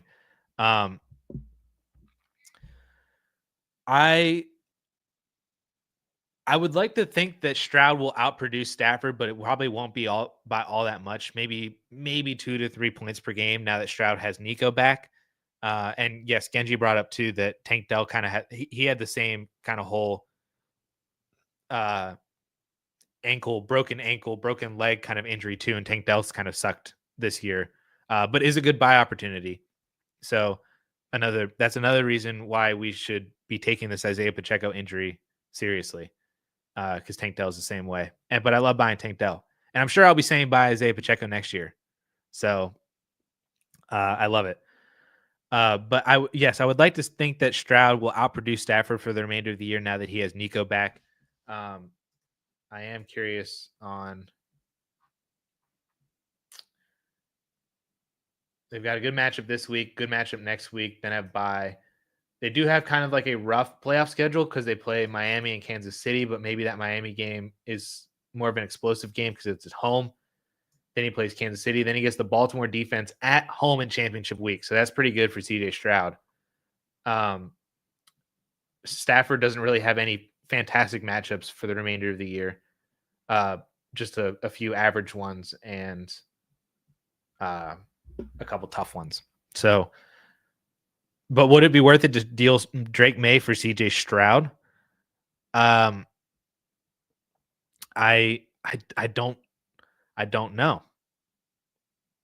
I think I would rather hold on to Drake May than CJ Stroud for now. Like, I don't want to add Drake May to go up and get CJ Stroud, I think, from a dynasty standpoint, just because May's been ascending.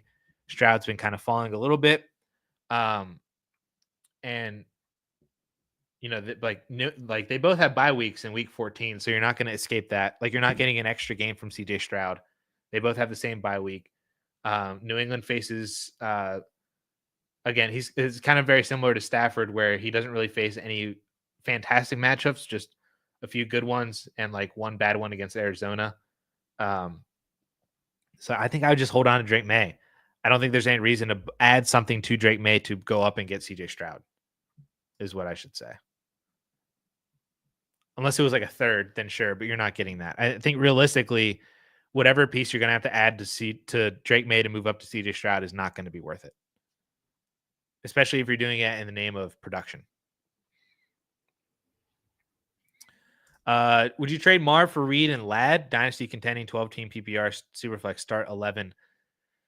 The start 11 makes me consider it, but I still think I just want Marvin Harrison. I'm really hopeful for a post bye week spike from Marv, and he's obviously the much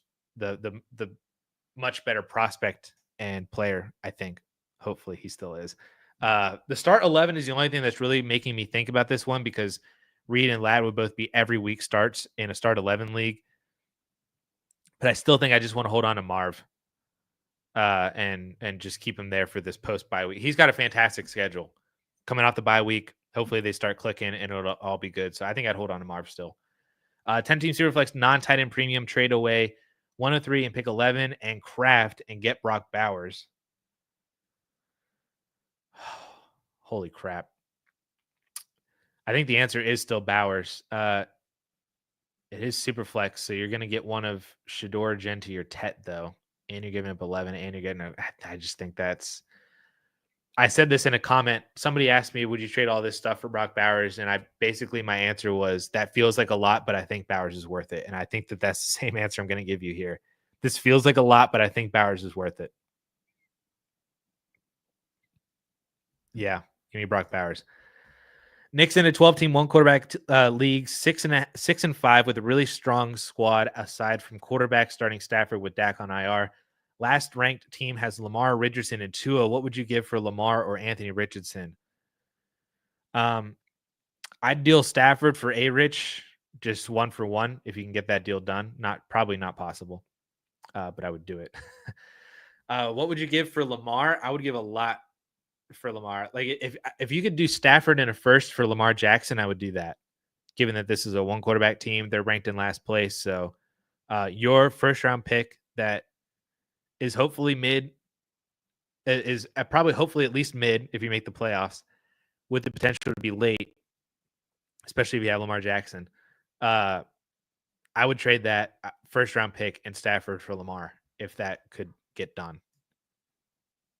I'd love that a lot.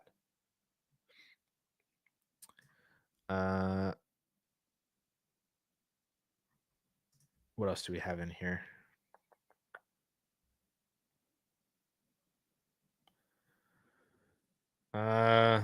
You think you can give maybe Laporta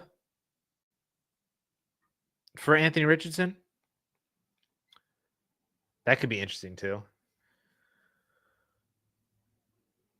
or maybe Dak and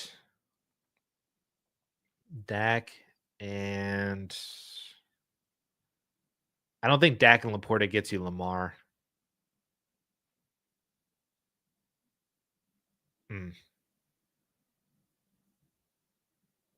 Yeah, I think I would try Stafford in a first or like Laporta for Anthony Richardson and try to see if one of those two gets done.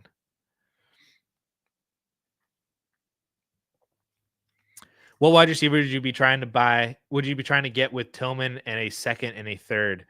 I would be trying to get.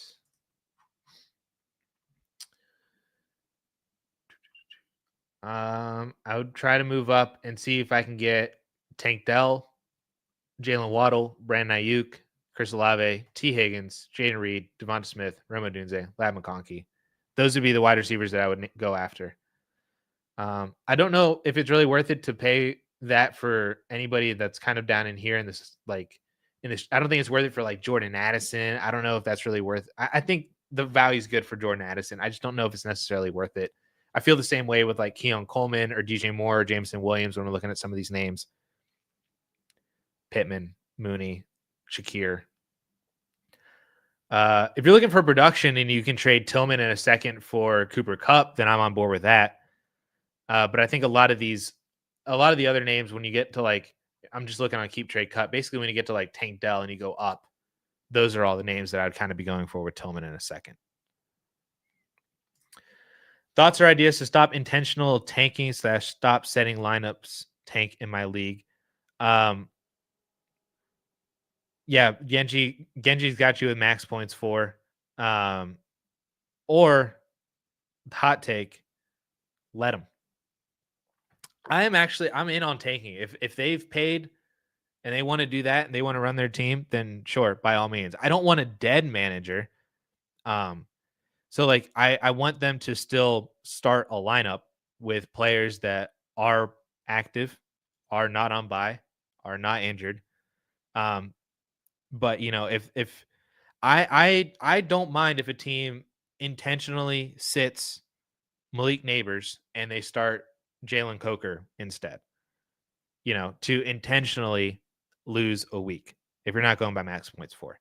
I actually don't have an issue with that. But you got to field an actual lineup.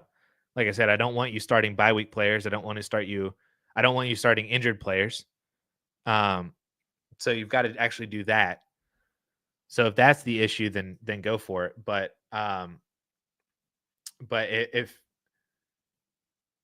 if they're dead, then that's a whole different issue, I think.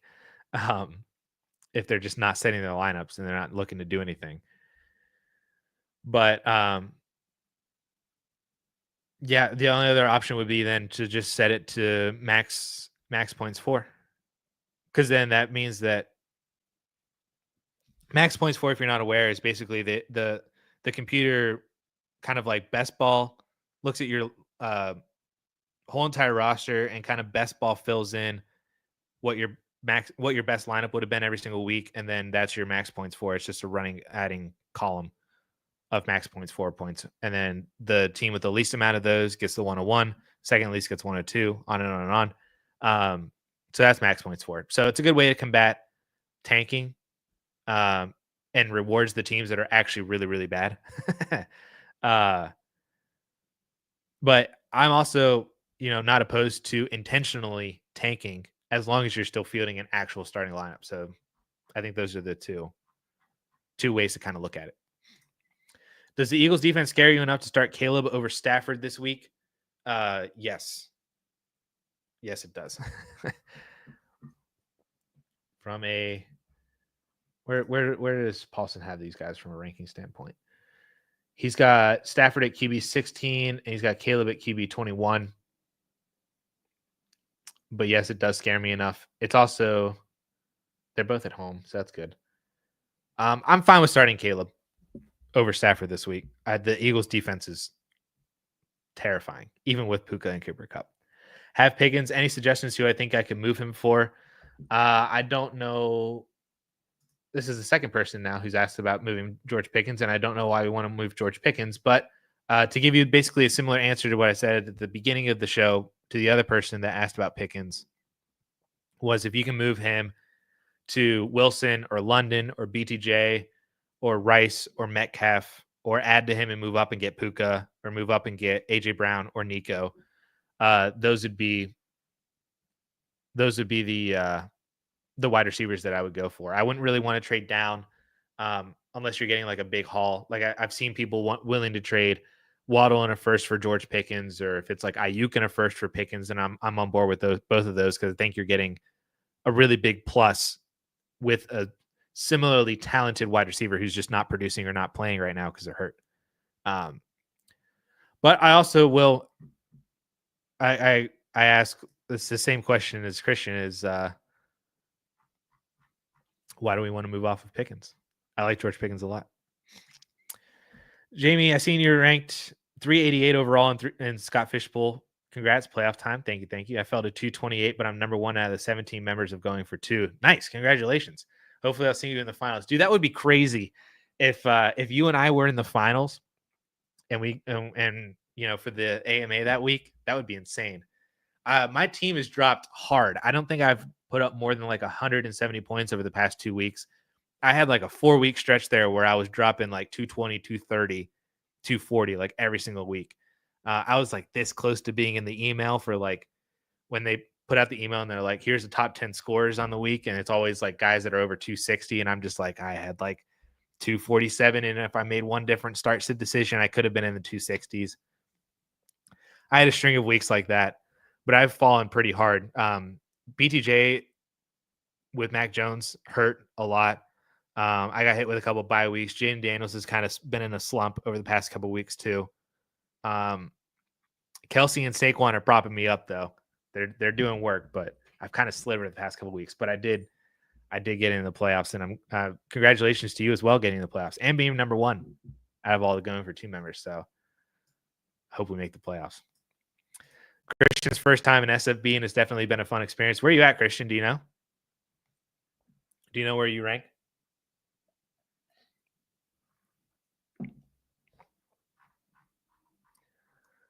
Scott Fishbowl is so much fun. Made to the playoffs, which is cool. Oh, so nice. 1,300. Hey, that's not bad, man. Out of all the teams in SFB, to be top 1,300, that's pretty solid. And be in the playoffs, that's also really good too. Plus 2 points on the average. You're in there. All you got to do is make the dance, right, man?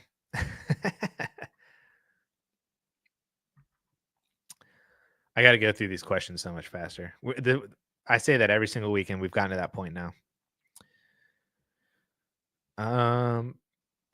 Rice or DK? I'll take Rice in Dynasty. Hawk, Komet, Jonnu, and Likely are my tight ends. Oh, yeah. Yeah, we are. Yep.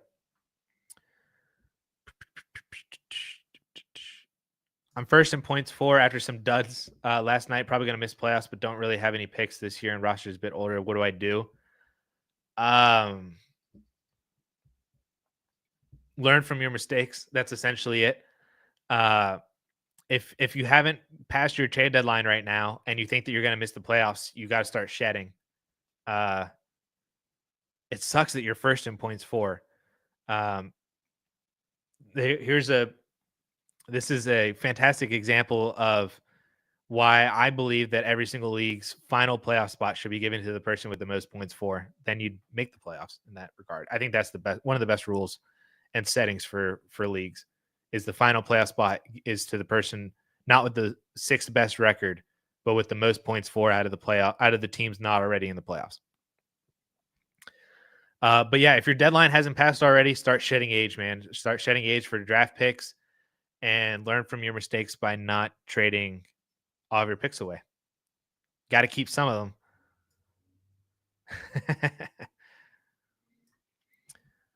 them.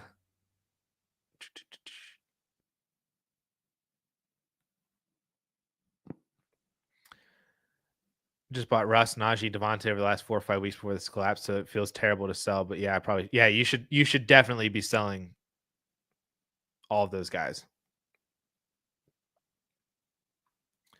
But being first in points for, and then I imagine you're probably first in points against is insane. I feel that hard. This is a crazy ratio, dude. That's a crazy. I feel so bad for you, man. League median is another fun one this year. I've seen that become more and more popular. Again, for the Scott Fishbowl has this. So for those of you that don't know, though, every single week you play your matchup as usual. If you win, you win. If you lose, you lose.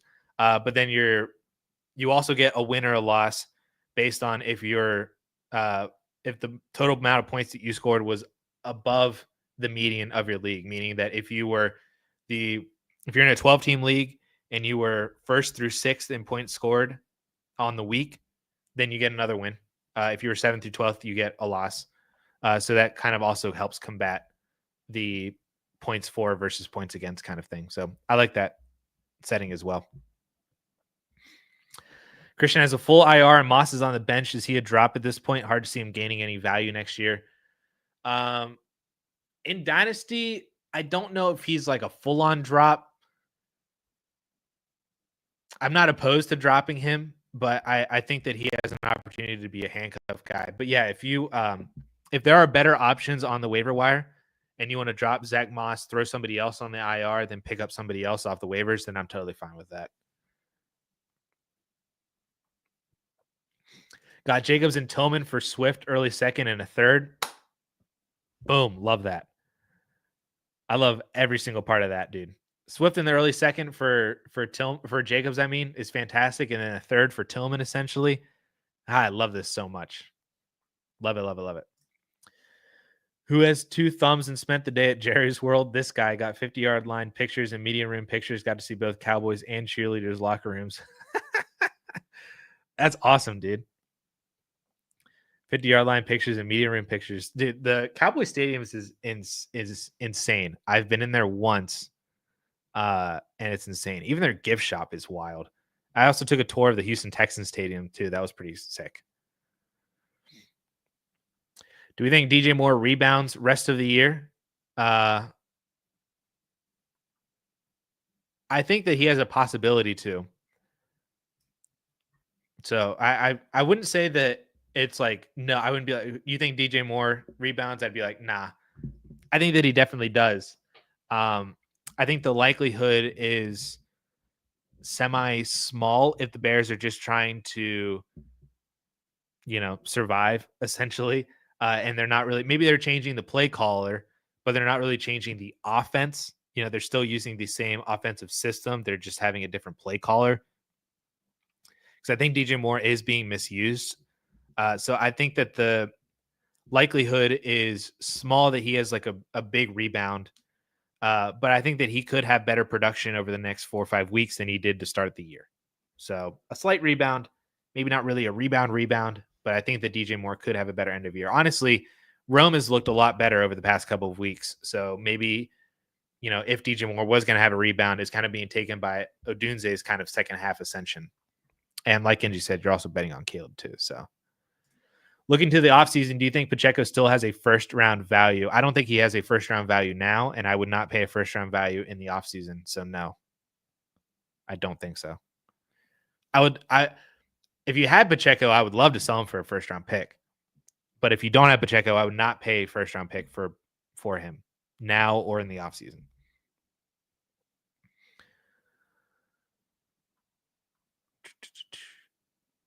Is it worth bringing May off taxi to start over Stafford?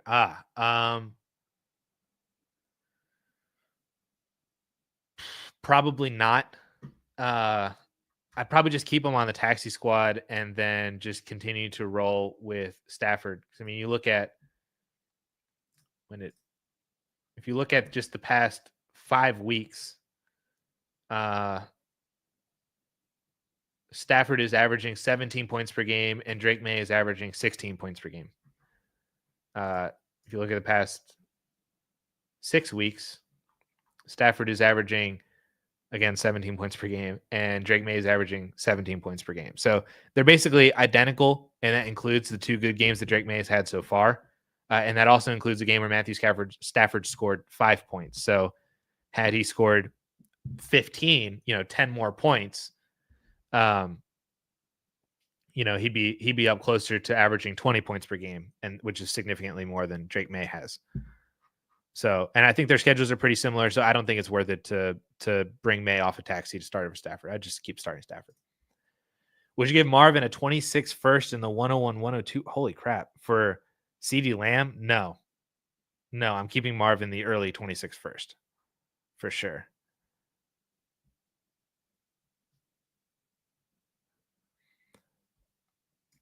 I have been starting Raheem Blackshear a couple of weeks.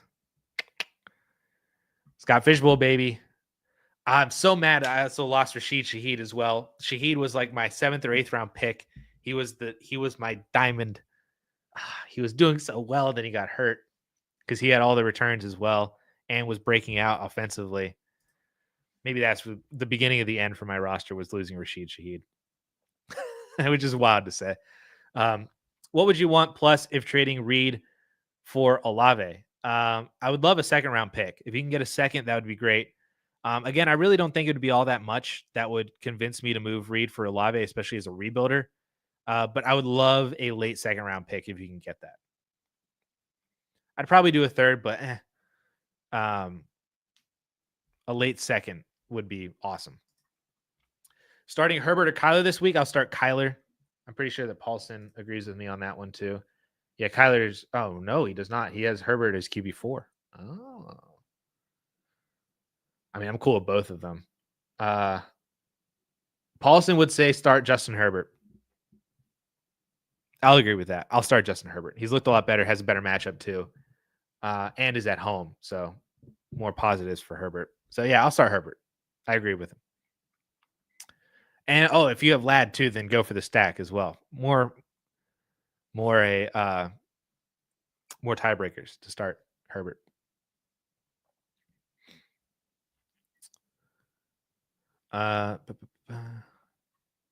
Yeah, I think in the off season, I think this off season, it's kind of been a hot minute since we've done videos that are like, here's the best fantasy platforms or dynasty platforms to play on. Here's some of the best settings to play. Here's, some of this or that, like kind of more evergreenish kind of basic content. And I think that I want to get back in doing that this year because it's been a couple years. So I think one of them is going to be the best league settings to have. And I think Genji, I'm gonna have both of these in there. And final playoff spot is decided by points forward as well. Open 24 hours, 12 by 11, Superflex PPR tight end premium, trade away Richardson, Brooks, and a mid first to get Hurts. Quarterbacks are Daniels, Richardson, and Cousins. Yeah, I'll take Jalen Hurts on this one. Just package all that unknown and all that could be and all that potential. Just give me Jalen Hurts on that one. Then you have Hurts and Daniels and Cousins. Love that. Give me Jalen Hurts. Would you buy ETN for next season, hoping he has a bounce back year next year because his price is low? I have considered it. It would have to be low. Like I would rather have a 2nd round pick than Travis Etienne. But if you can pay a 1/3 or 2/3 for ETN, I think then that's worth it. So it's got to be low. I don't know if any ETN managers are selling ETN for less than a 2nd, but that's the way that I would buy. One quarterback PPR start Anthony Richardson or Drake May. I think the answer is Richardson again. Paulson also says Richardson. QB 15 for Richardson, QB 18 for Drake May. The rushing upside's there. Detroit's pass defense is slightly weak. So I think I got to go with Richardson again over May. He's got Tommy DeVito at QB 19. Wow.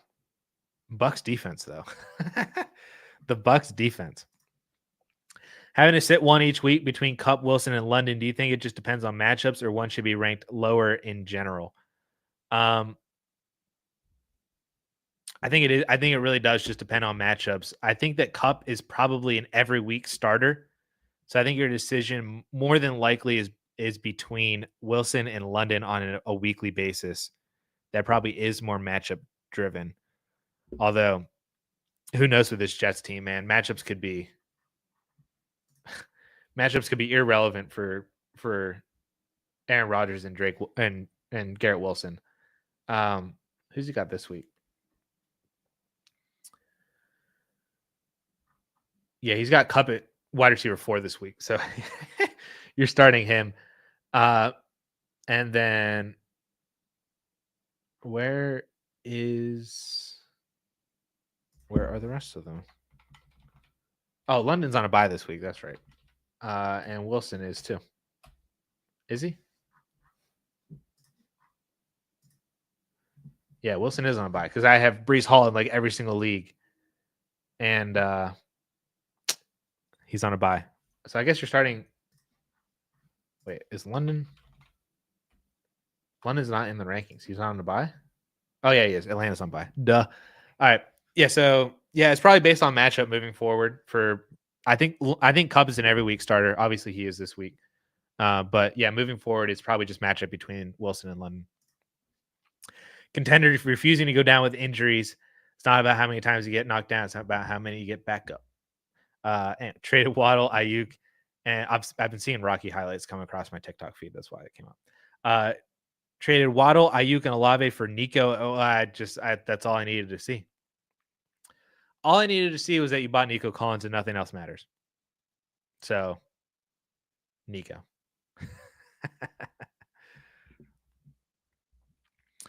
Do you think Mike Evans will get his 1,000 yards? He only needs 335 in the next 7 games. Yeah, I think he does easily. Tampa Bay's schedule's pretty solid.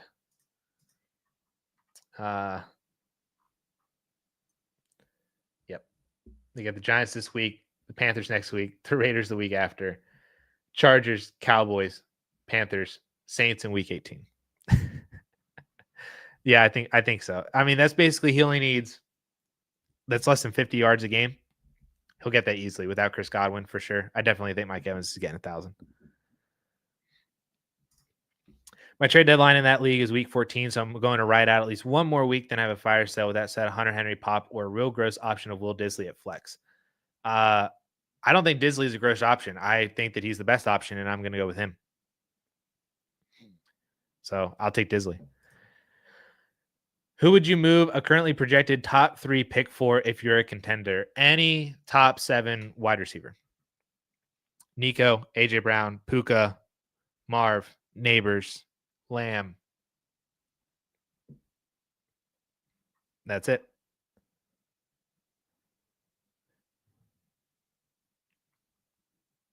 He needs 665 more. You know, I thought to myself, the fact that Mike Evans is already like at 700 seemed a little high. He's at 335. He's at 335, needs 665. I still think there's a good probability that he gets there, but yeah.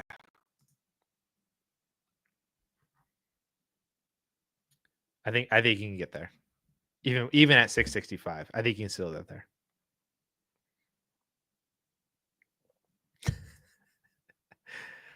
Genji's got it. He's got it.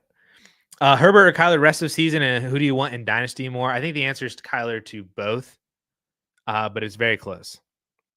Kyler's rest of season schedule is phenomenal.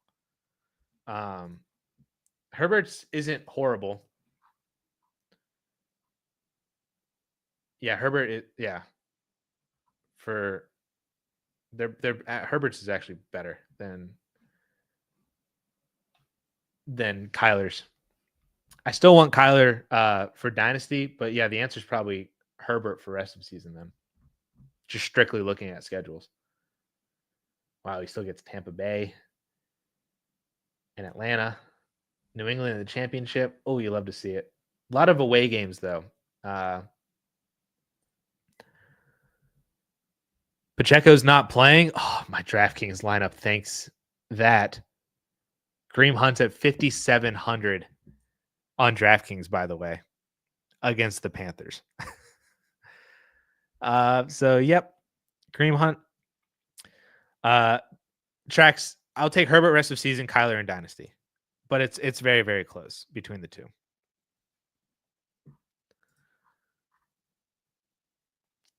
All right. Oh, is Ingram droppable in standard or redraft? In standard slash redraft, or do you think Trevor Lawrence comes back for a strong finish? Yeah, I don't think that he's droppable just yet. Honestly, he's been solid with Mac Jones. Like he hasn't been horrendously bad. He's been surviving kind of on volume. What do you have? Like 5 for 28 this past weekend. So that's 7.8. Well, I guess that's only 2.8 points in a standard league. And then 4 points in 6 for 40 the week before. So he's been surviving on volume. He's not horrible. The touchdowns aren't there, but I think that I would still hold on to him and hope for Lawrence to improve this offense, increase the touchdown equity, increase the yards per reception. Noah Brown is a sneaky start this week. Tough matchup for Marv, but Carson is allowing Bum, giving up 76% completion percentage for 70 yards per game, gives up big plays. Problem is Brown is 16%.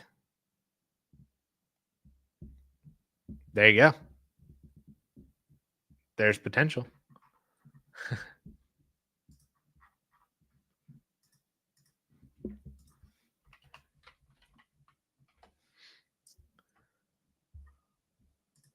What was I just looking up?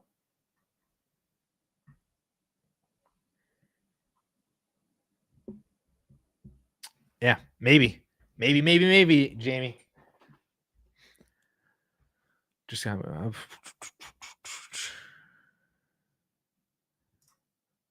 Oh wait, I'll try to click Eric's. Would you trade pieces like Burton, Luke McCaffrey, McMillan, Wanda for Chris Godwin? Yep. I would honestly trade all of them for Chris Godwin. I think they're all. I mean, Wando's fine, but like I'd rather have Chris Godwin than all of those guys. So yeah, if you can get rid of 2 of them for Chris Godwin, that's great. But I would take Godwin over every single one of them combined. Noah Brown or Bateman? That's a great question. I think I still go Bateman. I don't know if I just trust Noah Brown. I mean, it is like the one play, and like you were saying, if he's giving up a bunch of plays, I think I still go with Bateman though against the Chargers. You think Neighbors will play this week with the groin injury popping up today? I think that he'll probably try to give it a go. Honestly, if I were him, I would sit out this week. With Tommy DeVito and stuff. I don't even know if Neighbors is really even a good start this week with DeVito. So maybe now with the groin injury, it might be a good enough reason just to sit Neighbors if you have a better option. So, because it's like if he aggravates the injury during the game, then he's going to leave. And is the game even going to be all that good with DeVito? I don't know. Dick. What does our Steelers insider think about Najee next year? I think that he is a slightly above average to mediocre running back who is surviving on volume and good matchups right now. Unfortunately. I mean, if he signs to Dallas, that would be cool. But I don't think there are a lot of situations that are going to be better than Pittsburgh for Najee. Will they re-sign him? I doubt it.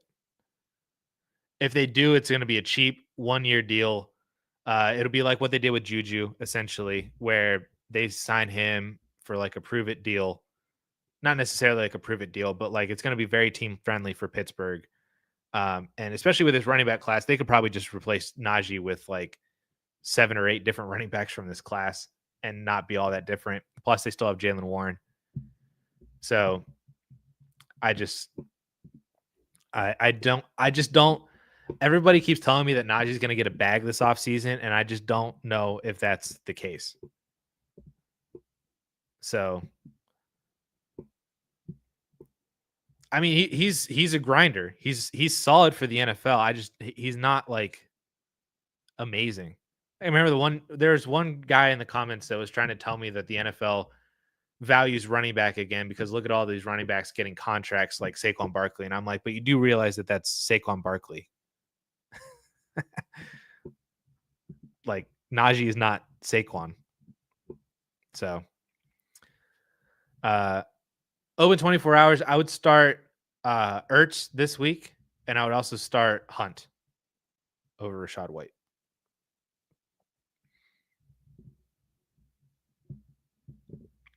I mean, I'd be in on the Steelers drafting Genty. That'd be fun. I could see Najee fitting on multiple different teams. Dallas could be fun. Vegas could be fun, like they were saying.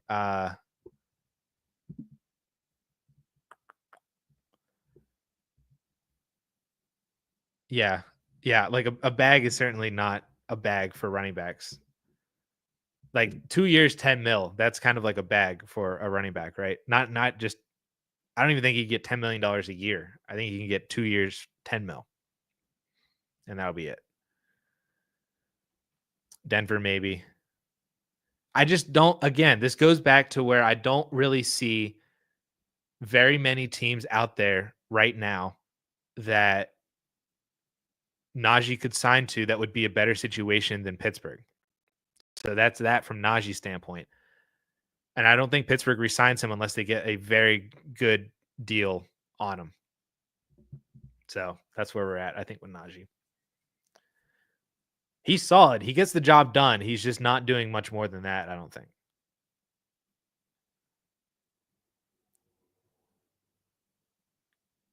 And he's also a sell in Dynasty, by the way, for the rest of the year.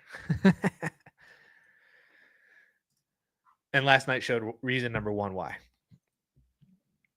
What did Ramondre get? That's a good question. What it was, I think he got 3 for 36, maybe. So yeah, he did get 12, I think. Is that what it was? No, 4 for 36. So he only got 9. Ramondre only got 9.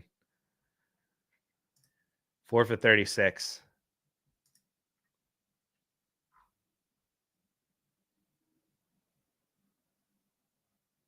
Yep. And Chuba just got 4 for 33. So he's at like 8-ish. Yeah, for running backs these days, that's definitely a bag. 8 to 9. Like when you look at Saquon's contract was 3 for 37, so he got a little over 12 a year.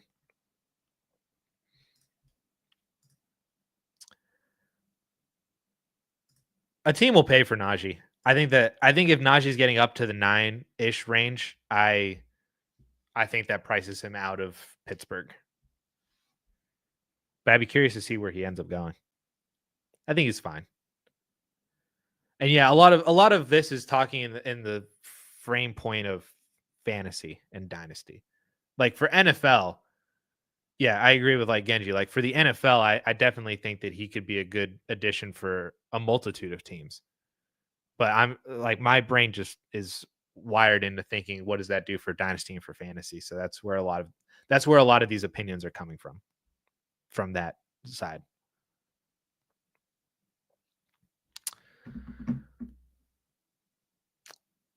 All right. Did we do it? We did it again. Cool beans. All right. Well, I guess this is where we're going to call it. On another successful Friday afternoon stream. We've gone 2 hours and 10 minutes now. Appreciate everybody for hanging out once again for the week 12 edition of the AMA. I will say it is currently, I'm currently not planning on streaming next week. I still might, but it's currently not my plan to. I think I would enjoy a nice little 4-day weekend. And there's a game on Friday too, right? What time is the game? Oh, the game's at 3:00 Eastern time. Ooh, love to see it. I still might stream. I still might stream next Friday. We'll see how it goes. But I don't know if my wife and I are kind of planning on taking Oliver somewhere, maybe doing like there's like, a tree farm out here that does hay rides and all that kind of stuff. So we were thinking maybe of doing that, or decorating the house, or doing anything like that, or just just enjoy the 4-day weekend for Thanksgiving and stuff. So just a heads up, might not be streaming next week, but we'll definitely kick in once again once after Thanksgiving, once we're in December, all the way through the playoffs into the 2025 offseason. We're so close, so close. Take your break, just do the lessons learned. I will do lessons learned. That video usually comes out on a Wednesday, so that's that's part of the work process before Thanksgiving. It is Thanksgiving, so yeah. Are you on Blue Sky? I currently am not for any particular reason other than just pure laziness. Of just the thought of downloading another app, signing up, and then maybe posting on Blue Sky again. Like, I just know that I would sign up for Blue Sky, I would get the username, and I would do nothing with it. So that's like so out of pure laziness is the only reason why I am not on Blue Sky. But maybe I will over the weekend. We'll see. Been good so far. Decent amount of fancy people over there. I've seen a lot of people flying over to Blue Sky already. So maybe I'll join if again, it's not out of any sort of like, oh, I'm not moving to Blue Sky, I'm only going to be Twitter. It's just I just am too lazy. But if I do, I will tweet it out. I will let people know that I'm on Blue Sky. I'll tweet it out. Anyway, appreciate everybody for hanging out this fine Friday afternoon. I hope everybody has a fantastic rest of your Friday, a fantastic weekend as well too. Thanksgiving is next Thursday, so I hope that everybody has a fantastic holiday break. Enjoy time with your family. Enjoy the football, all of the football.